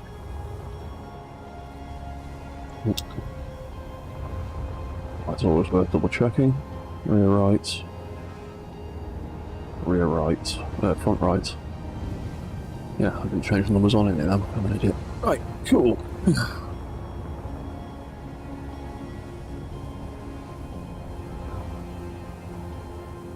Hey, cool. Right, so I have to quickly redo some things. Be the third one on each leg. Leg light. I'll just copy and paste that. So FL03 was that one. FR03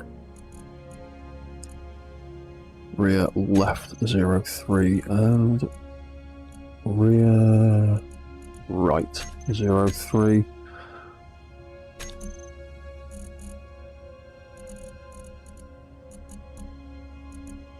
That's that one. That's that one. And that's that one, and that's that one. So yeah, that works again. That works again. That works again. And where is it? Yeah, groovy. Right. So let's go back to building this walk cycle. So when that light turns on, we want FL03 to turn on and turn off.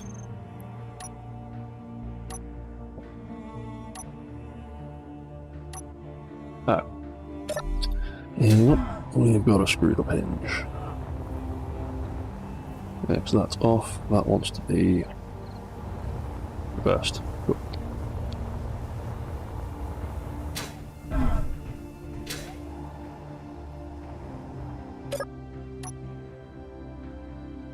So that gets to like that.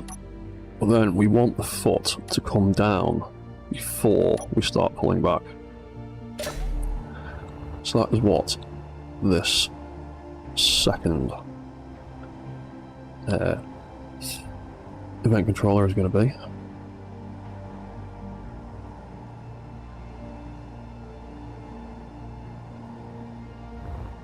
It's like, not copy those settings. Copy all these. Copy, paste. There we go.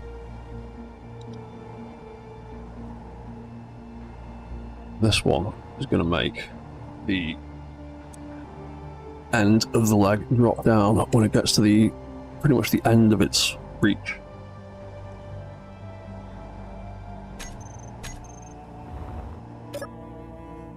So the idea is, as it extends, gets to about there, the tip of the foot will drop down before it starts to pull back.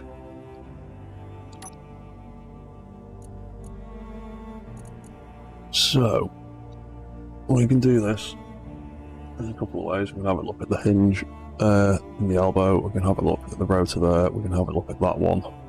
Generally having a look at that one, it will try and return too quickly a lot of the time.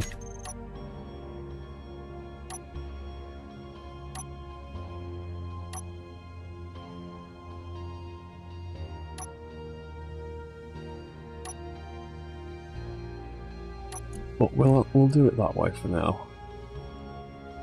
Because we do need to tweak all of the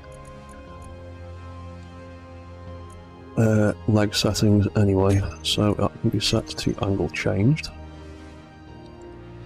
And it can look at that hinge at the end, and it currently sits comfortably at 0 when it's in its resting position. And when it is at its maximum position, it's at minus 60.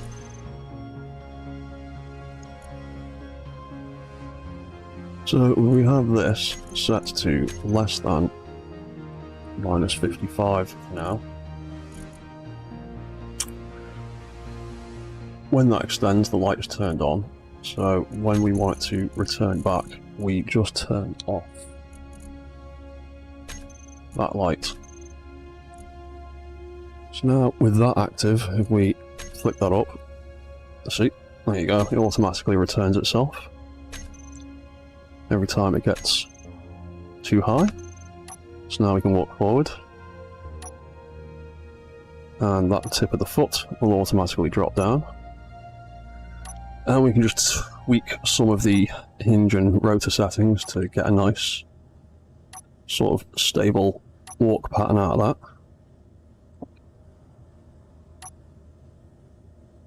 that. Back a bit.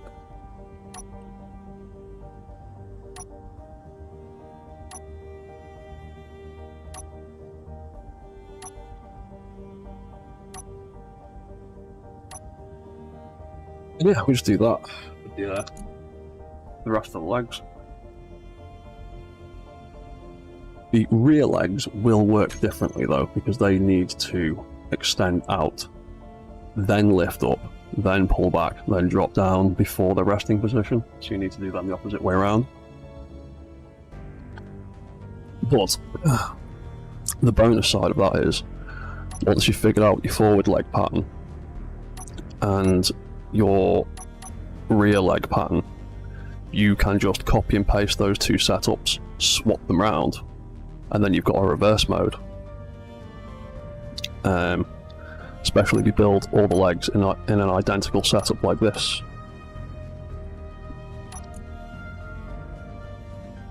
So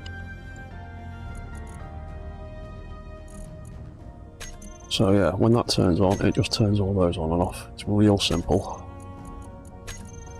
So this is front right 01. That's going to be FR01 light.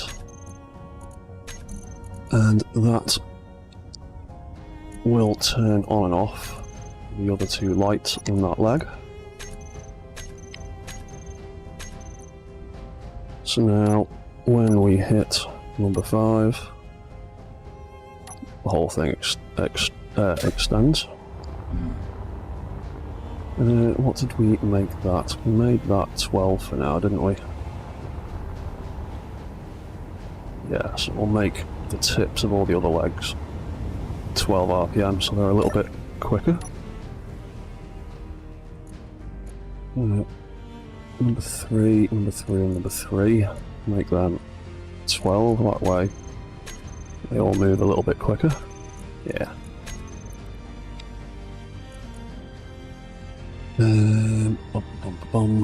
Just quickly do that, and then we'll build, set up the return controls for the others. So what's this? Rear left.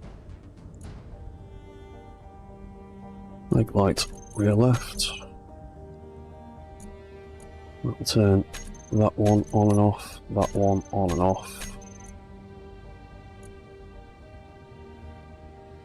And yeah, same again for this one. Yeah, we'll do it. Angle changed. Angle changed. Lock on off. Rear right 0. Leg light. Rear right 0.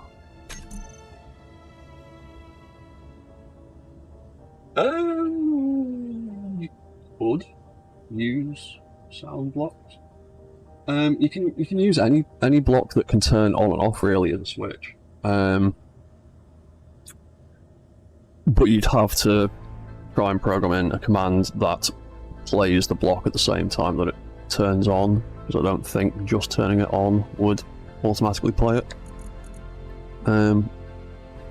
But yeah, you can use any block that switches on and off as a switch. I use the lights just because they blink and they make pretty patterns. And you can physically see what is switched on and off if you set them up in the way you want. Like I said before, when all the lights are on, the arm is extended. When all the lights are off, the arm's retracted. And if anything isn't that way for whatever reason, I know something is broken. So we're doing rear right. That can turn on and off. That can turn on and off. So that now does that whole leg, and that now does that whole leg.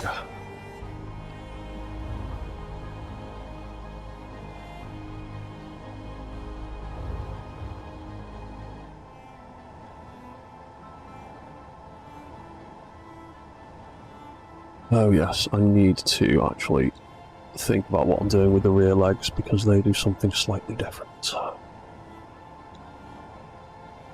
So we'll get the front two set up first.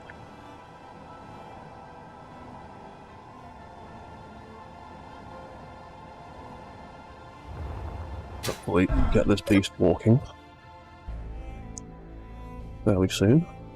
So we're on the right hand side.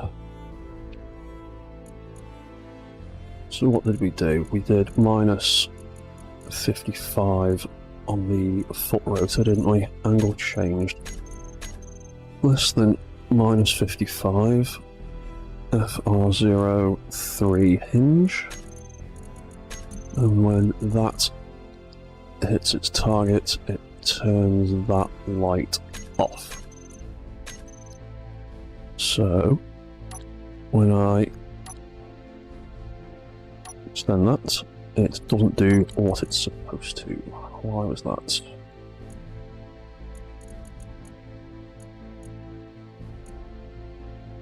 Leg hinge, FR03, angle changed.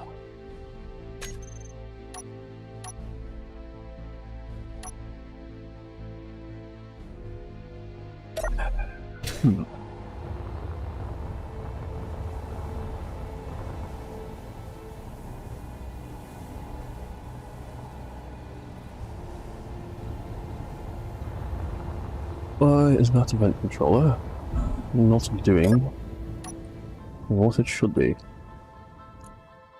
What have I screwed up?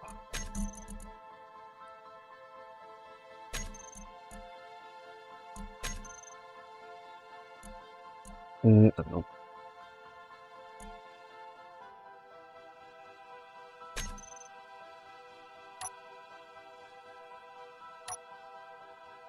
There you go. Why are they not working before, Divvy?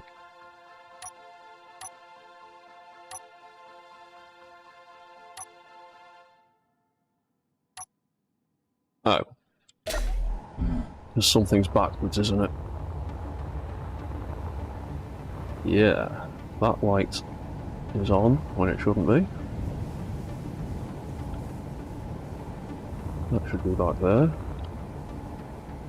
That should be there. Off, off, off, and off. Right.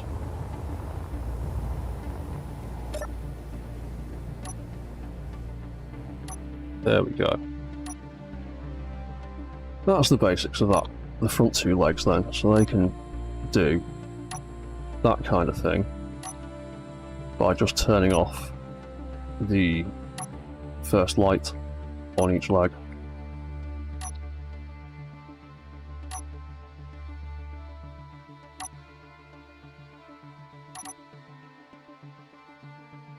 So, we now need to do the same thing for the rear legs, but the rear legs are a little bit different because they need to. Oh yeah, those lights are all on and should not be. That's why everything is screwy there.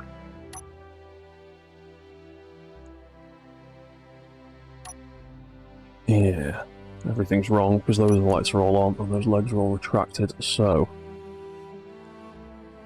Leg, rear, right, let's reverse all of that stuff. There we go, so those are all on, and that's the way it should be. So I turn all of them off. It's all retracted. Cool. Right, rear left. Reverse both of them. And reverse that. There we go. Right.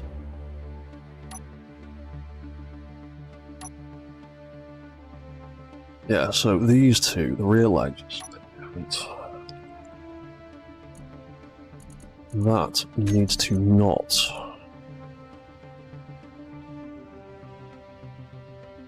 extend that. I think that actually needs to be the other way around. It needs to push out like so, and then when it comes back in, it needs to lift up.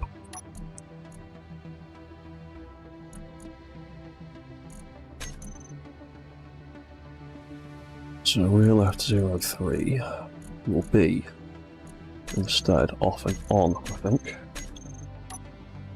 It does that, and then when it comes back, it lifts up, and then when it gets to there, it drops back down again, and then it can push out.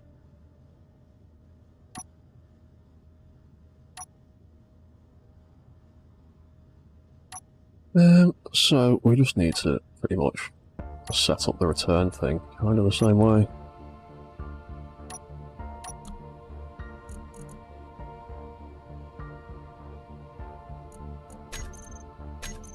There'll be angle changed. Less than 55. RL03 hinge.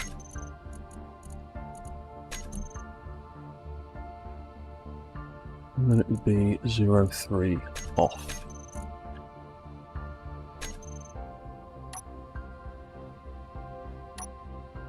And something like that, and then we just need to refine some of the speeds.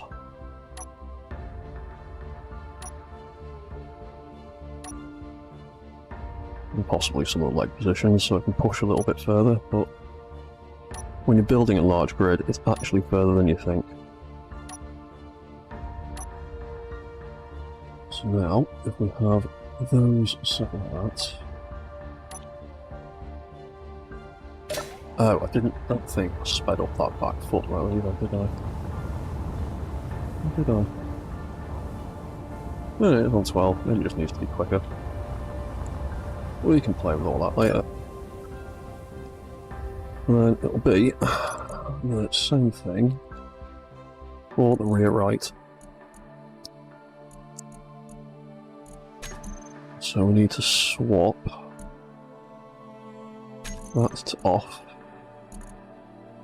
and that to on. Now that to angle changed. Minus 55, less than. Rear right 03 hinge.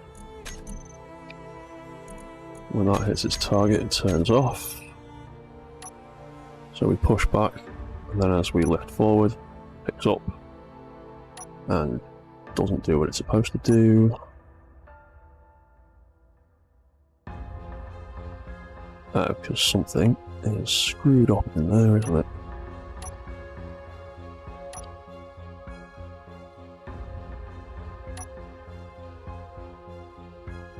Why are you not returning?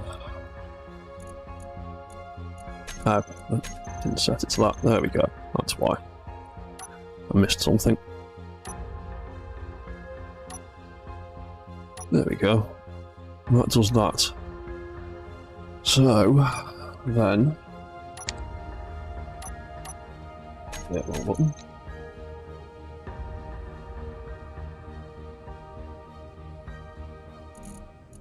These four lights now control each leg fully. So that does that. That does that. That does that. Then we have them offset like so, and activate them all at the same time on a loop. We can make the beginning of a walk cycle and see what that's like. And that is why I put that timer in there to begin with. Because that timer is simply going to trigger those four lights. And that will be its entire purpose. It's just triggering those lights on a loop.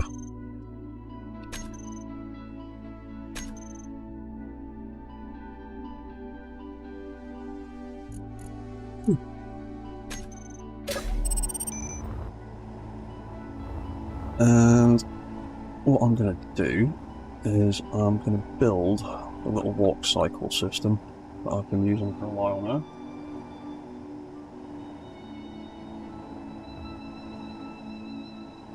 Or I've been using for a couple of weeks, since I kind of figured it out.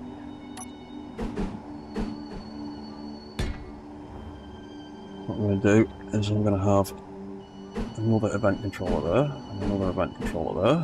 Because like I said before, event controllers are life, and they can do quite a lot of stuff.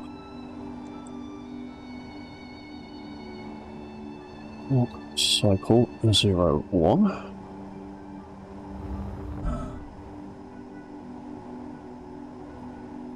That can be number 2. And then to control the walk cycle, I am going to stick a little rotor in.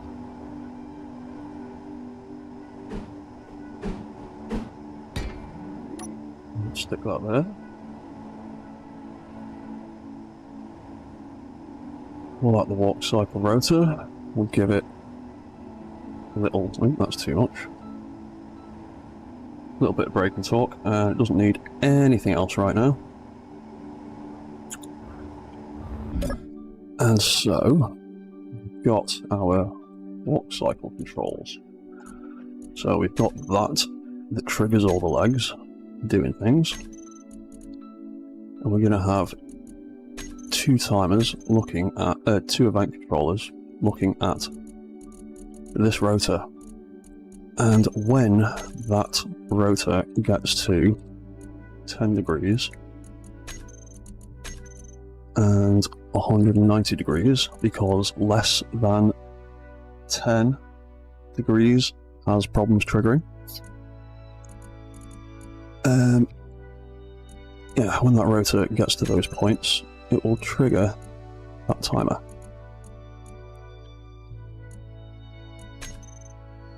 I'll have that in there, I'll have that in there.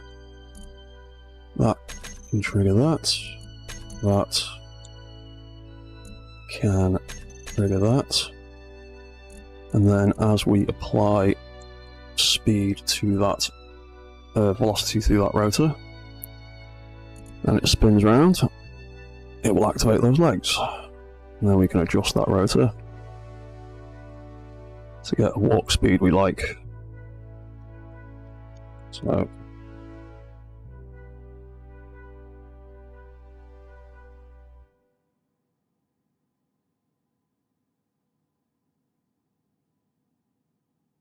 yeah, I'll just go with 15 for now. Maybe a little bit more so it's a bit smoother.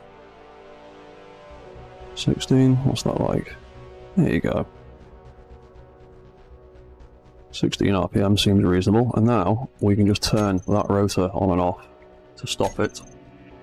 Or we can turn that timer off to stop it, or we can turn those controllers off to stop it. However you wish to do it, basically. Right. I've got something basic like that. I want to see how well it walks. Unassisted. No gyros, no thrusters, no nothing else. We'll quickly need to slap a test battery on this, because we need to figure out where we're going to put power. I kind of want to try and make this thing solar powered. It's the stupid idea I've got in my head. Boing. Okay, that was bound to happen if you drop it from 40 feet up. There you go, that's a little more sensible. Oh yeah, I haven't done the back and suspension. They're all still super weak.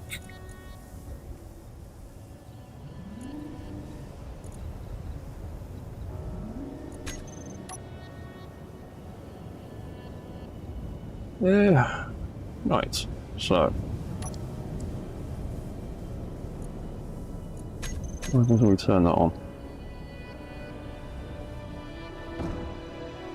Definitely needs some more strength in the rotors and hinges. So, let's see what happens there.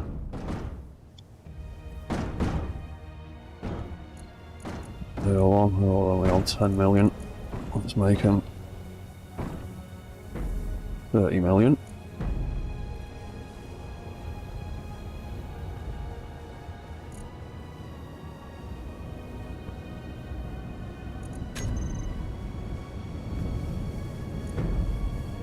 Whatever it was on. They're on 30 as well.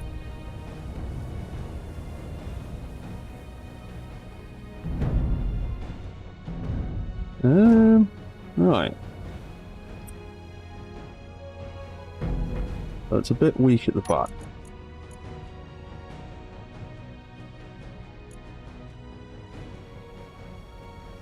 What if we make these leg hinges a heck of a lot stronger? Well, there you go, that helps. Let's make them 150 million.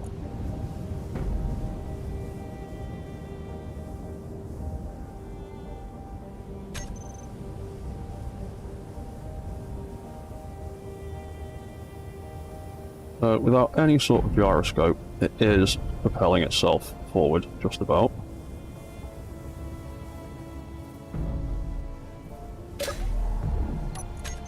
So, that's a good start.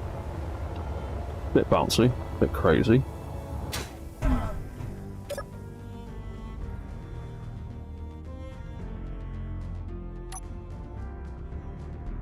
From that, we learned that these leg hinges are nowhere near strong enough.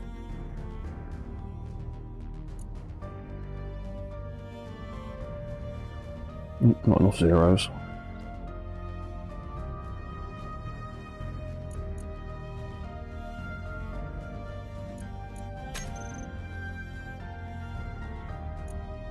And then we might need to do something crazy with the rotors as well.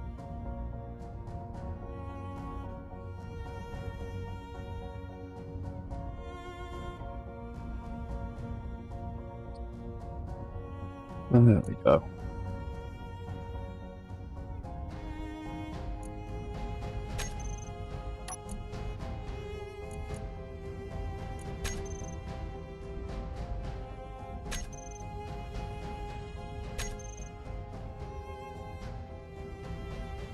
And there's a good chance I do actually need to put on the other legs I want to make it a little bit more stable at the sides.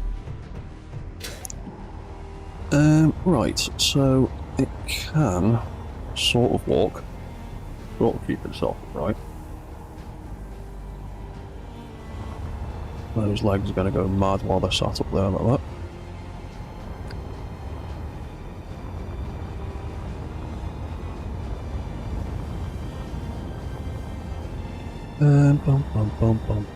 Right, so another thing that I like doing with Big Macs these days, or mechs in general, is making gyro controls.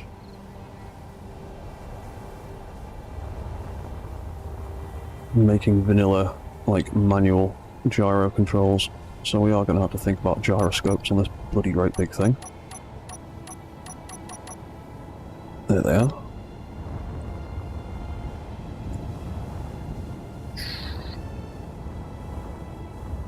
So, I'm not entirely sure how many I'm going to really need.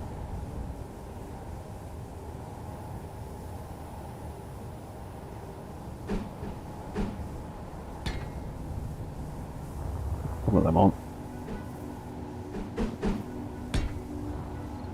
Put some of them on there. You know what we'll do?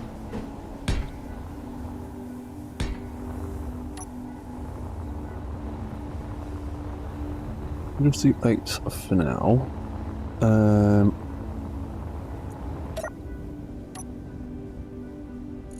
And all of them all on override. Let's see how well that is. It's staying upright.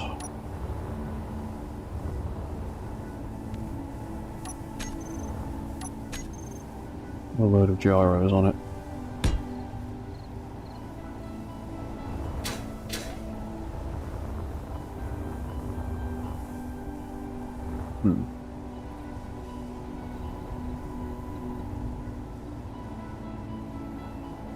Oh, it's the strength. Ugh, I've not done the strength on the suspension again. Typical. Means I keep forgetting. Oh yeah, there we go.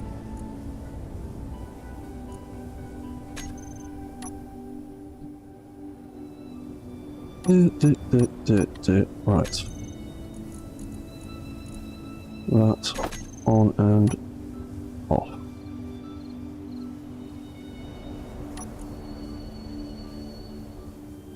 Oh. How I dumbass.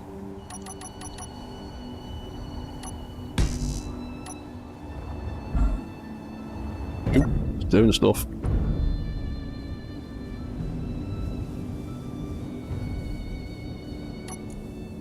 Right, the suspension is catching a wee bit, so let's take that down 25 for a minute.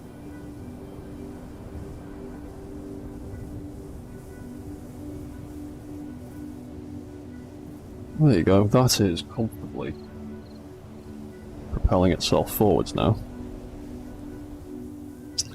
And it can be significantly sped up. That's not an issue. And 8 gyros seems to be a reasonable amount to keep it balanced for now. Now I take them off and control it myself.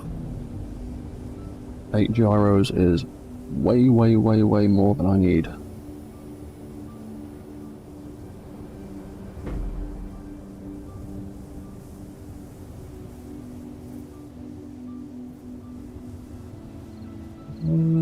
So, if I take half of them, stick them on override, so I can stay relatively balanced.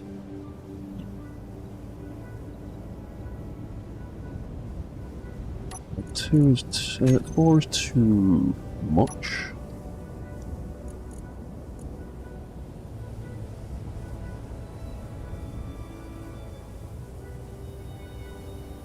So we take them, turn them off. We've got 2 to help maintain balance, and 4 to kind of manual control it.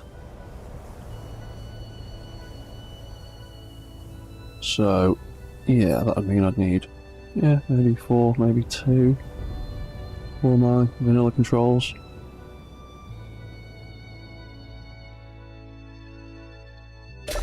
Yeah, cool. Alright. That's all pretty good.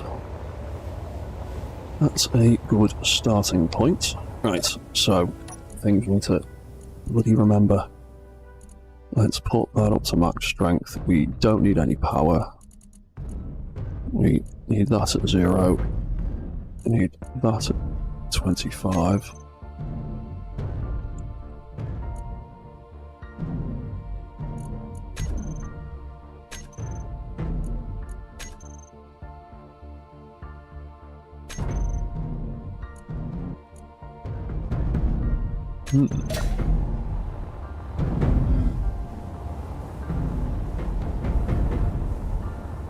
What are you doing clangy things now?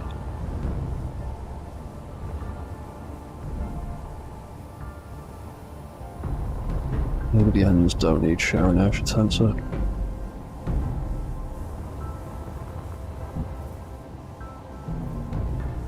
Then again, it's probably also the velocity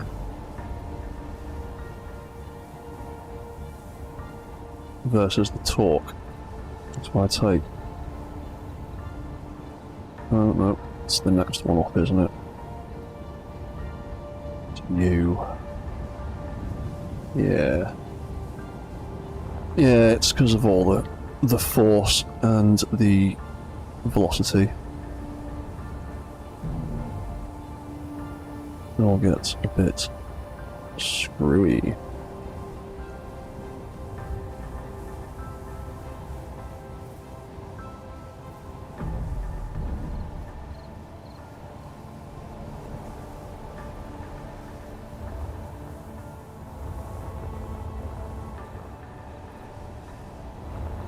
Whatever, it'll settle down. Once it's on the floor, it's not trying to push against itself. Right, so we don't need this many gyros at the moment. We can take them out. I reckon we can take them out.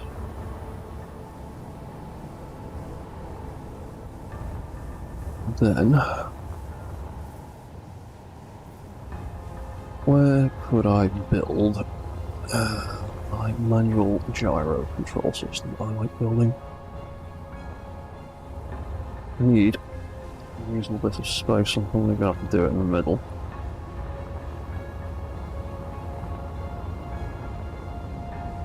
Yeah, I may as well just do it bang in the middle, probably.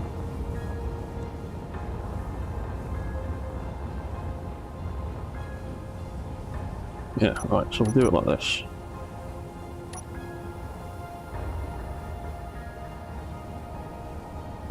Take that off, so we see what we're doing. We'll have one. For now, let's try one. That can be turn rotor.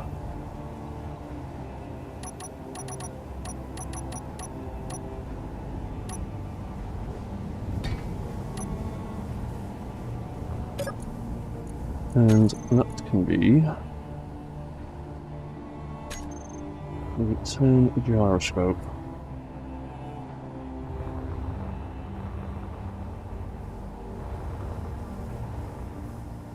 And then we need to build.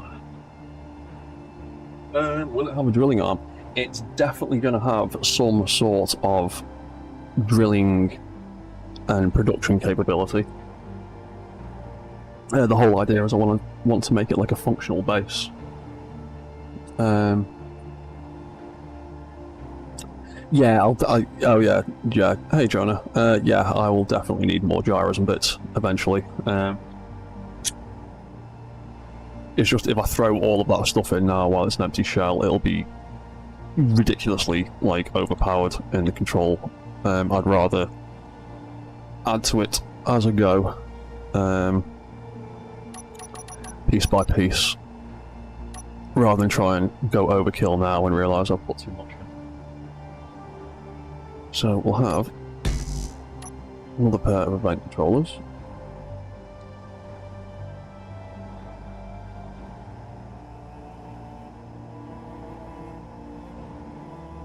Roller turn left.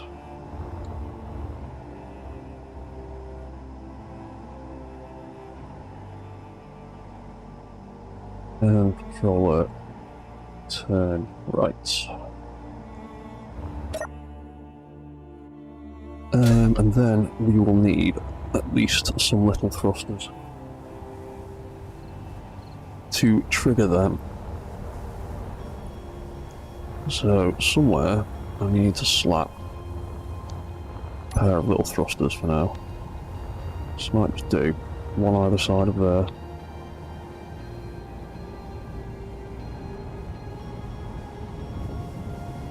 Oh, but then I'm going to... What's some reasons? Oh, I know what I can do. Let's do... We've got these little ones, haven't we? Let's take mirror mode off, because mirror mode always screws these up. For whatever reason. I have two of them, well, like that, and then one like that, and one like that. And then I might end up greebling straight through the middle of them, with one of them either side, back. So that can be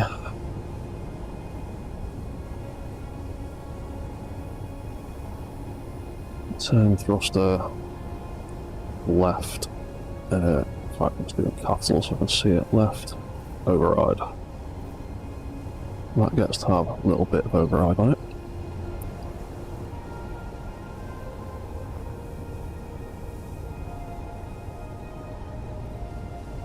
That's speed control. Take all the override out of that, so I'm going to use that one.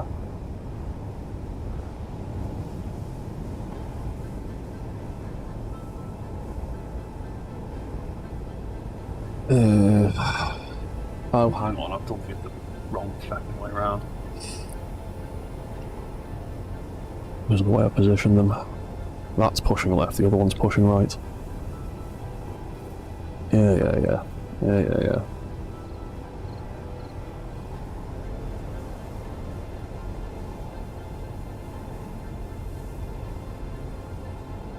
I'll just do that. Yeah, so that wants to be right.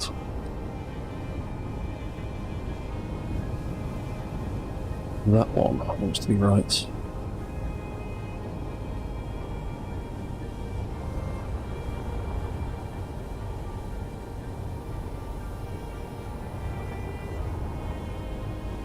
Right, so those thrusters, that's left, that's right. Cool.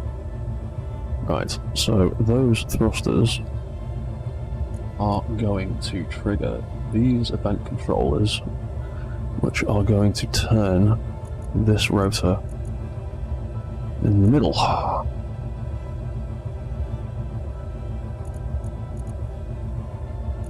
Take that at max. And that is going to turn the whole thing. So, what it'll do is... I wish I could add a steering wheel that would be properly functional.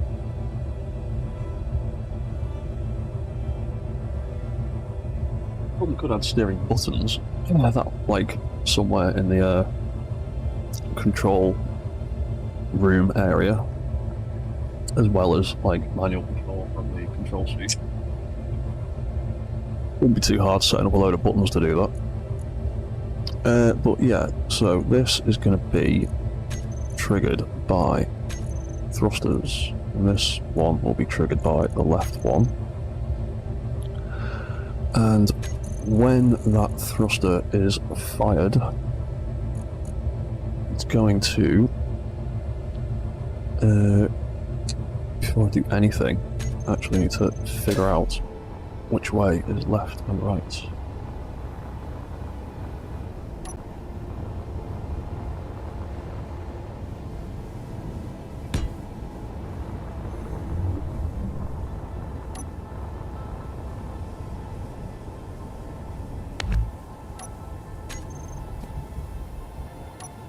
Yeah. Bouncy. Settle down. Right. Oop. Cool. Right, so... yeah, I keep forgetting I need to put another power source on this thing. I'll put some solar panels on it in a minute. Right, so that's turn gyro in the middle. When that is turned left and right, it now shifts the entire mech left and right.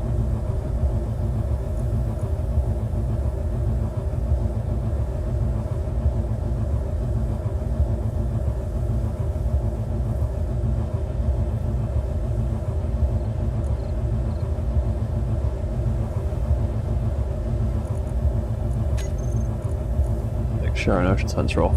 Don't do nothing. Turn it on.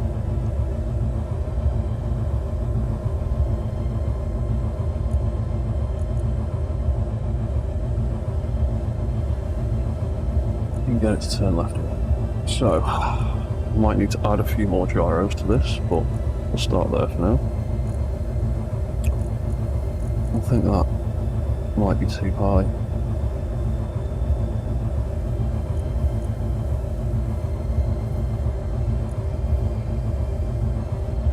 No, it does need to be up higher.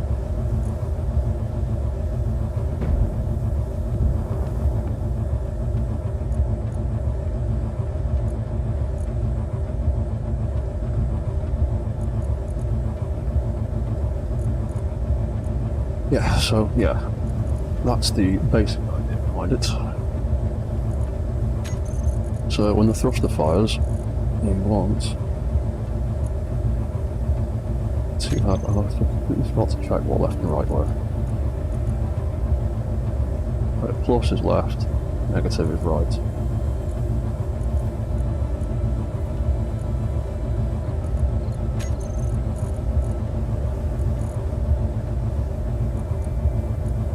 We can decrease velocity, reset velocity rather, and decrease.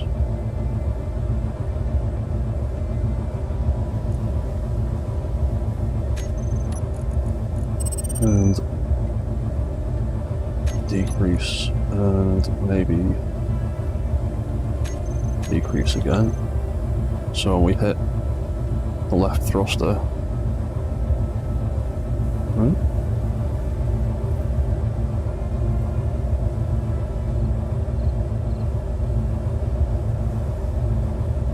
Oh, I know what I've forgotten.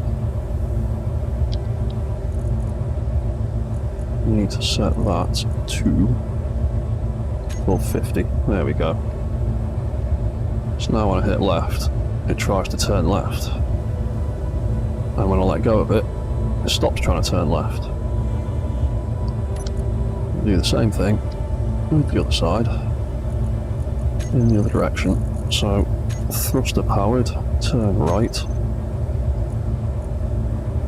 Greater than 50, because it's a decent sort of halfway point. And then turn rotor can reset velocity, increase, increase, increase, and on that one we will also reset velocity. So now we can get our controls completely backwards. Turn the full. Right, I've just set them up slightly backwards. So let's have that instead. Increase, increase, and increase. And decrease, decrease, decrease. That turns it left, that turns it right by firing those two little thrusters at the bottom.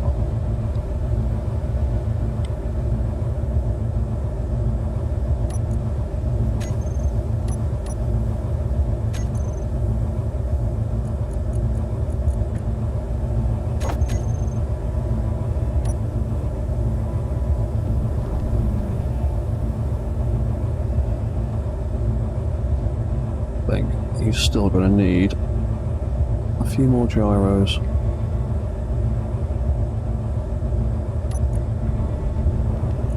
Or it might be the gyros I've already got on here fighting with that one too much.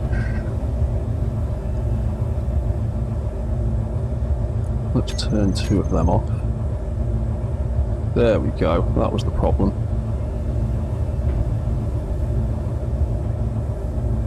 So obviously all of that can be sped up to make it move quicker, but that can now turn left and right manually.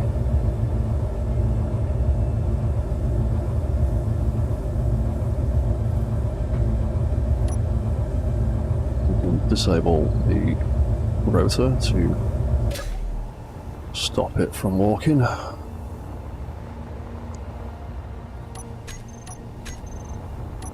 Leave some of this crap down here.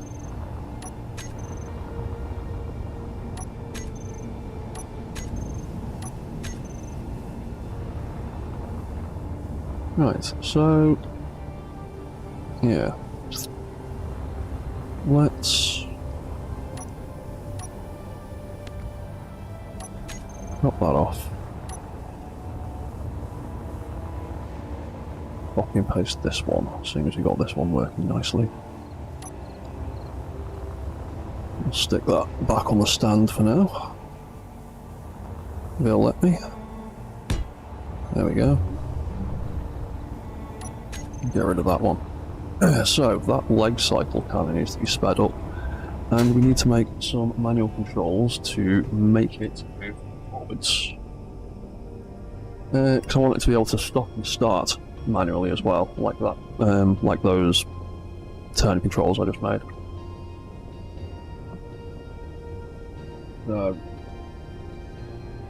Jump back in that pilot seat. Do that walk cycle again. Right, so I reckon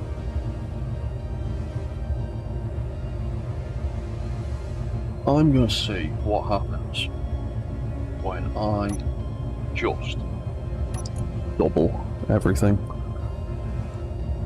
Make it twice as fast as it is now and see what that's like, because that's on 6. That's on 6. That's on -6. Okay, so let's make that 12.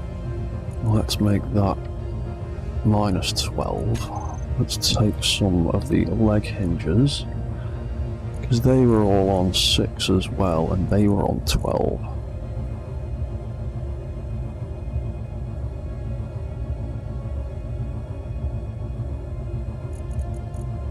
They're all currently sitting on minus. No, they're not. Are they? Right. Okay. -12. 12. -12. 12. And these are all currently also sitting at 12 RPM, so let's make all of the 3s. Sod it, we'll go with 24. We'll see what happens. I hear it making some horrible noises.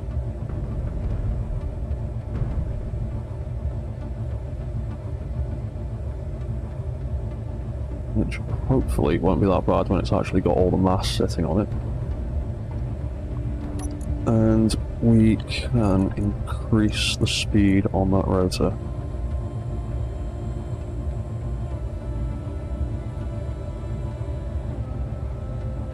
See?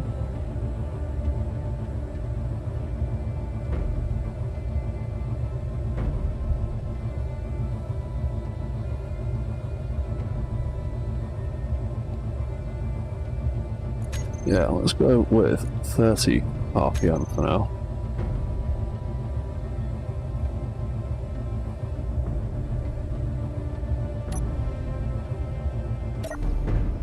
Yeah, wobble, wobble, wobble.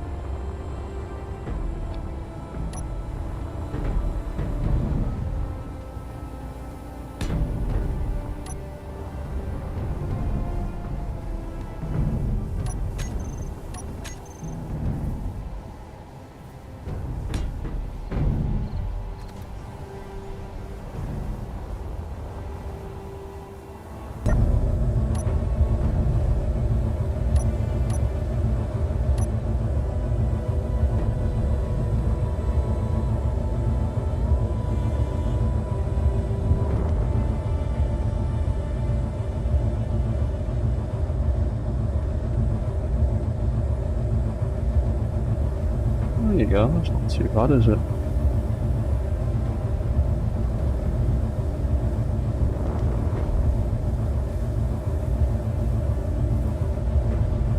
Very, very back heavy. Well, that's my own fault for building the control center right at the back, but I can correct that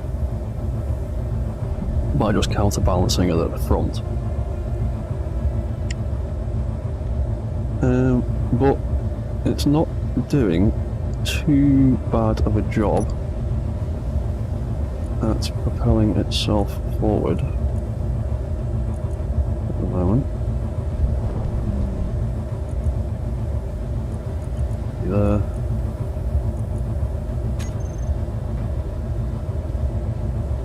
But it's doing, like, sort of, yeah, it's getting up to like 6-7 meters a second. A little bit bouncy, so Let's see if we can take a bit of that out of the legs, because it's a bit much. 1, 2, 3, 4, 5, 6. 1, 2, 3, 4, 5, 6.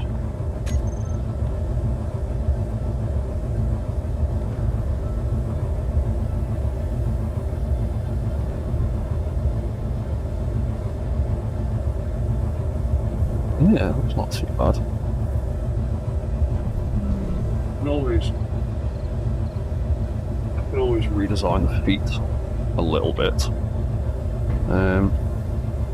So I've moved the light onto the middle section of the leg, so I can do what I like with the feet now without having to rebuild anything. But there you go, like, he's walking. He's a little bouncy. But he turns. And he moves forward. That's a real good sign.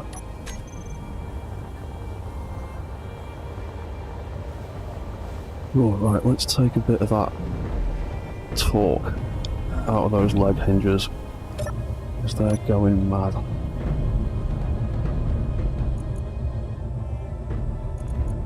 What's happening is it's trying to apply all that force.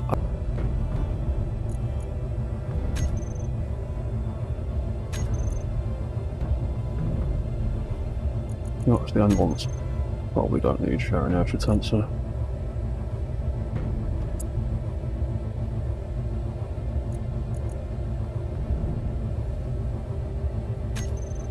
But whatever. Anyway, they will work eventually. It will be fine. So we've got turn controls. We need forward and backward controls. We also realistically need a walk start and a walk stop control to turn the walk cycle on and off a bit more effectively.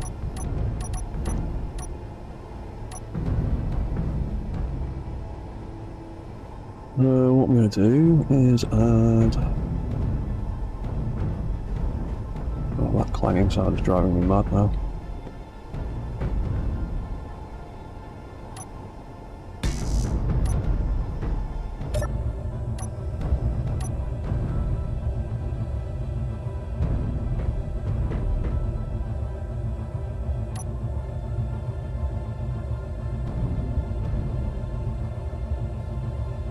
Oop. What's going on? Right, don't freak out, game, please.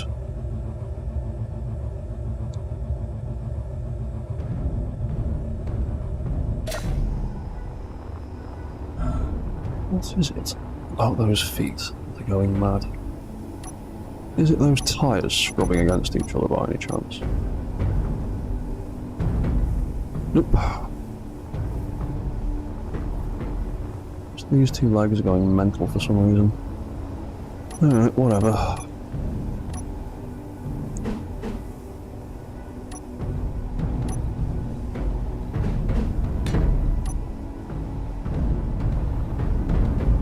That hasn't helped.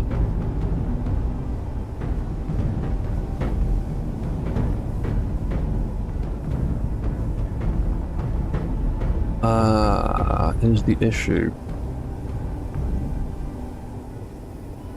The rotor that's the source of most of the clang. Sorted that one out.